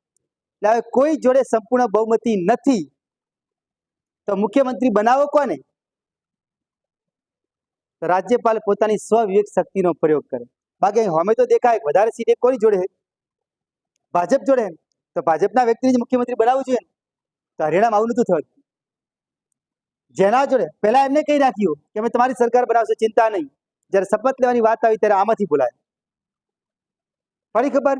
રાજ્યપાલ જોડે સ્વવિવેક શક્તિ છે કે રાજ્યમાં કોઈ પક્ષને સંપૂર્ણ બહુમતી ના હોય તો રાજ્યપાલ જેને ઈચ્છે એને મુખ્યમંત્રી બનાવી શકે.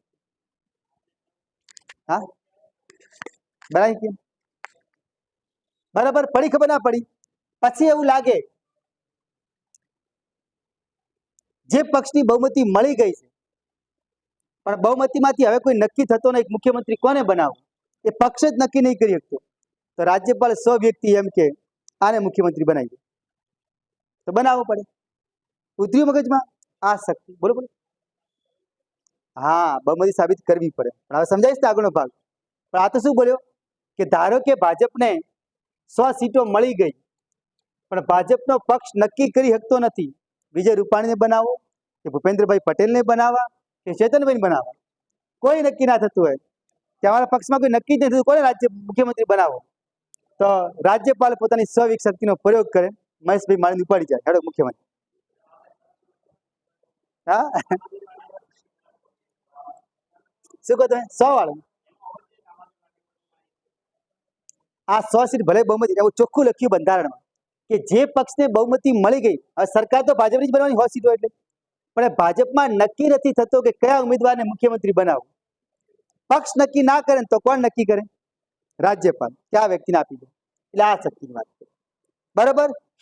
હવે મેં શરૂઆતમાં લખાયું મુખ્યમંત્રીને પણ ઘેર મૂકવાની તાકાત રાજ્યપાલમાં છે, વાત કરી હતી.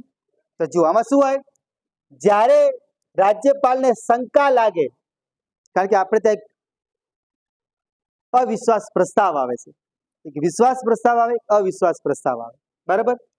જ્યારે મુખ્યમંત્રી રાજ્યપાલને શંકા લાગે કે મુખ્યમંત્રી જોડે બહુમતી હવે લાગતી નથી, ત્યારે મુખ્યમંત્રીને કહી શકે બહુમત સાબિત કરો, અને બહુમત સાબિત કરો મુખ્યમંત્રી ના પાડે તો રાજ્યપાલ એમને કે તમે ઘેર જતા રહો.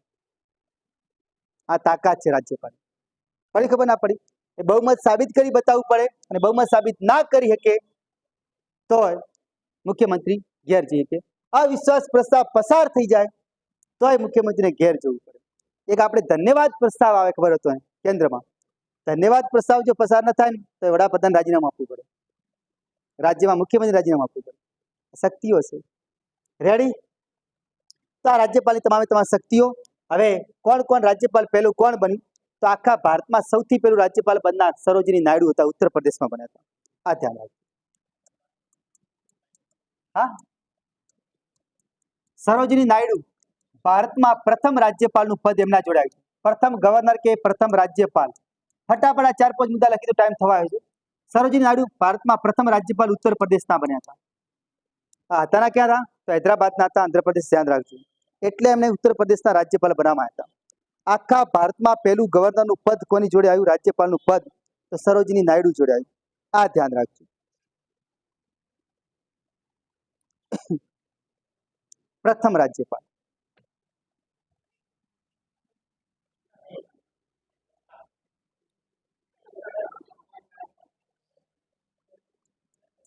ગુજરાત. આ ધ્યાન રાખજો. ગુજરાત ના પ્રથમ કે ગુજરાતમાં પ્રથમ, ધ્યાન રાખજો. સરોજિની નાયડુ ઉત્તર પ્રદેશમાં રાજ્યપાલ બન્યા હતા, પણ એમનું મૂળ વતન હૈદરાબાદ હતું. કારણ કે પોતાના રાજ્યના ના હોય છે ને, આ પહેલી બેચમાં આપણે સમજાવી પહેલા લેક્ચરમાં કે રાજ્યપાલની પરંપરા છે પોતાના રાજ્યના ના હોય. ગુજરાતમાં ફર્સ્ટ કે રાજ્યપાલ કોણ બની? તો મહેદી નવાઝ જંગ.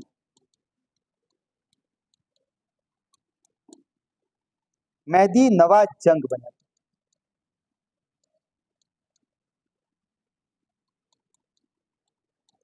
ગુજરાતમાં પ્રથમ રાજ્યપાલ કોણ આવ્યું? તો મહેદી નવાઝ જંગ આવ્યા.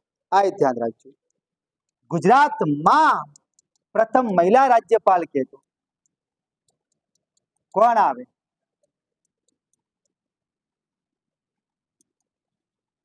શારદા. હા, મહિલા રાજ્યપાલ શારદા મુખર્જી. આ ગુજરાતની વાત કરી. ગુજરાતમાં કોણ કોણ પહેલા આવ્યું? આ ગુજરાતમાં પહેલા રાજ્યપાલ કોણ કે જેના સમયે રાષ્ટ્રપતિ શાસન લાગ્યું? બોલો ફટાફટ. શ્રીમન નારાયણ. ગુજરાતમાં ફર્સ્ટ રાજ્યપાલ એટલે ગવર્નર કે જેના સમયમાં રાષ્ટ્રપતિ શાસન લાગ્યું, રાષ્ટ્રપતિ શાસન લાગ્યું તો આપણે કોઈ પણ નામની આગળ શ્રી લખો, ખબર હે? ભાઈ હોય તો શ્રી, બહેન હોય તો શ્રીમતી લખો. યાદ આવ્યું કે ના આવ્યું? તો પહેલું રાષ્ટ્રપતિ શાસન ગુજરાતમાં શ્રી મન્નારાયણ વખતે લાગ્યું. અરે લગાવ્યું નહીં, નોમમાં હે શ્રી મન્નારાયણ ભેગું નોમ આવ્યું. યાદ રાખવાની કળા શીખવાડી કરી. હા, શ્રી મન્નારાયણ. ગુજરાતમાં પહેલું રાષ્ટ્રપતિ શાસન લાગ્યું ત્યારે રાજ્યપાલ શ્રીમન નારાયણ હતા. બીજી વખત લાગ્યું ત્યારે કોણ હતા? બોલો ફટાફટ. બે વખત કોણ આવે? બીજા વખત રાષ્ટ્રપતિ શાસન ગુજરાતમાં લાગ્યું ત્યારે કે બીજી વખત આવે કે વિશ્વનાથન. જો બે વખત કે છે તો આ ભાઈની વખતે બે વખત રાષ્ટ્રપતિ શાસન લાગ્યું. યાદ રાખવાની કળા હે કે અને સૌથી લાંબુ રાષ્ટ્રપતિ શાસન પણ આમના સમય જ લાગેલું છે. બે વખત રાષ્ટ્રપતિ શાસન ગુજરાતમાં, બે વખત રાષ્ટ્રપતિ શાસન એમના સમય લાગ્યું. યાદ રાખવું. અને સૌથી લાંબા સમયનું શાસન પણ એમના સમય. સૌથી લાંબા સમયનું રાષ્ટ્રપતિ શાસન ગુજરાતમાં 5 વખત રાષ્ટ્રપતિ શાસન લાગ્યું છે.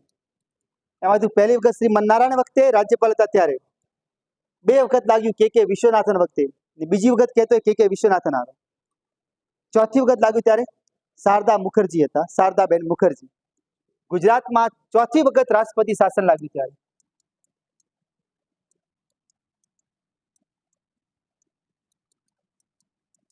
તો શારદાબેન મુખર્જી.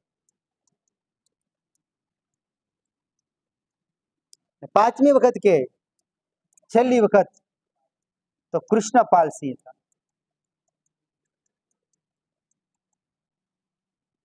આ ગવર્નર હતા ગુજરાતના કે જેમના સમયે રાષ્ટ્રપતિ શાસન લાગેલું છે. ના ખાસ પૂછાતું હોય કે કયા રાજ્યપાલે રાષ્ટ્રપતિ શાસન લગાડ્યું. સૌથી ટૂંકું નામ કૃષ્ણપાલ સિંહ હોય એટલે બસ લખી દેવું સૌથી ટૂંકા ગાળાનું કૃષ્ણપાલ સિંહ વખતે લાગ્યું. સૌથી ટૂંકા ગાળાનું રાષ્ટ્રપતિ શાસન કૃષ્ણપાલ સિંહ વખતે લાગ્યું.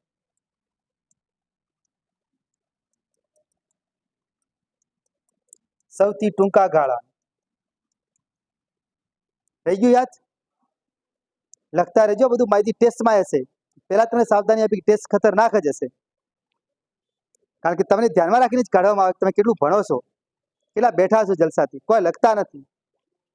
ચોપડીમાંથી મોઢાથી બોલવું એમાંથી નીકળશે. મોઢાથી બોલવું એ બધું આવશે એટલે યાદ રાખજો. એટલે વારે ઘડીએ તમે કહેતો જો બહાર મૂકો છો કે આ શબ્દો યાદ રાખજો, ચોપડીમાં નથી, ચોપડીમાં નથી, મારા પોતાના. એટલે લિંક બીજી વાર જોઈ લેજો. પ્રથમ ગુજરાતી કે રાજ્યપાલ, ગુજરાતમાંથી કોઈ બહાર ગયું હોય, પ્રથમ ગુજરાતી રાજ્યપાલ કે તો એક આઝાદી પહેલા અને બીજું કે આઝાદી પછી. આઝાદી પહેલા કે તો ચંદુલાલ માધવલાલ ત્રિવેદી.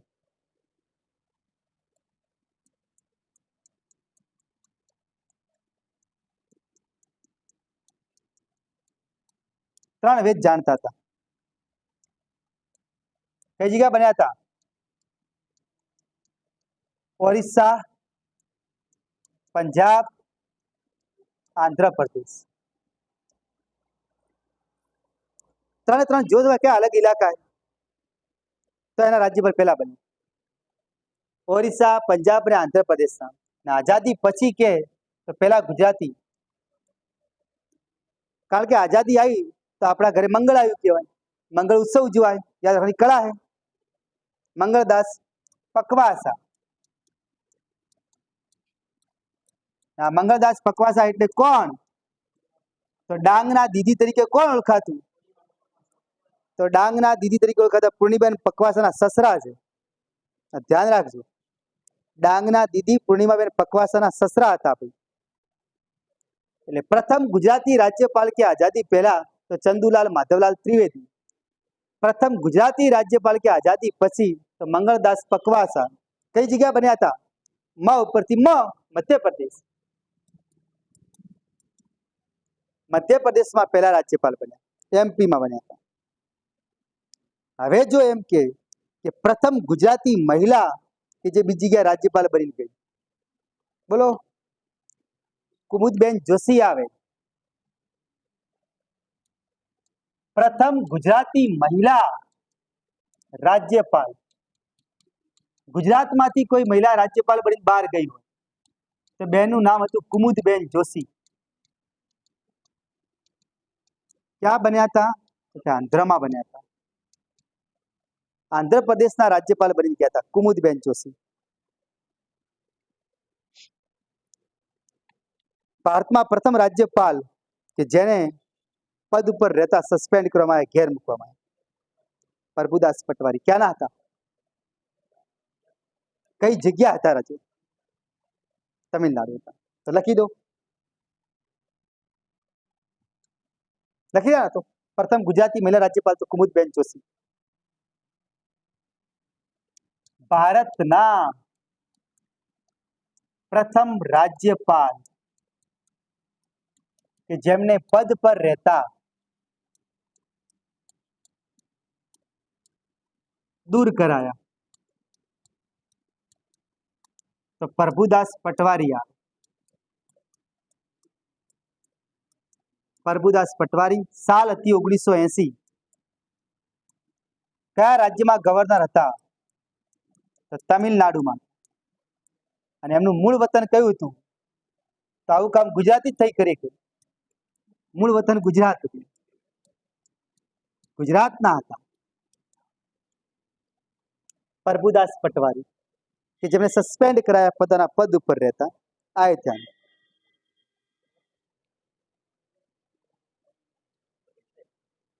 હવે શું બાકી રહ્યું? લઘુ બધું આવ્યું. તા હતું આખી રાજ્યપાલની બે ભાગમાં આખી ટોટલ વાત કે રાજ્યના રાજ્યપાલની ભૂમિકા કેટલી હોઈ શકે. હવે તમે બંધારણની ચોપડી વાંચશો કે આપણો લખાયેલો ચોપડો વાંચશો તો તમને કોઈક ફરક લાગશે, કારણ કે ઘણી ડિટર્જન્ટ આવે, ફરક દિખતા હે તો ફરક લાગશે તમને, કોક યાદ રાખજો. રેડી? તો આ તમામ કોશિશ કરી છે કે રાજ્યપાલને સરળ ભાષામાં રજૂ કરવાની, આપણી દેશી ભાષાની અંદર. આ વોચિંગ જવું, યાદ રાખવું. વિડીયો ગમે તો લાઈક કરો અને તમારા મિત્રો સુધી શેર કરો. ફરી મળીશું એક નવા વિડીયો સાથે. જય હિન્દ, જય ભારત.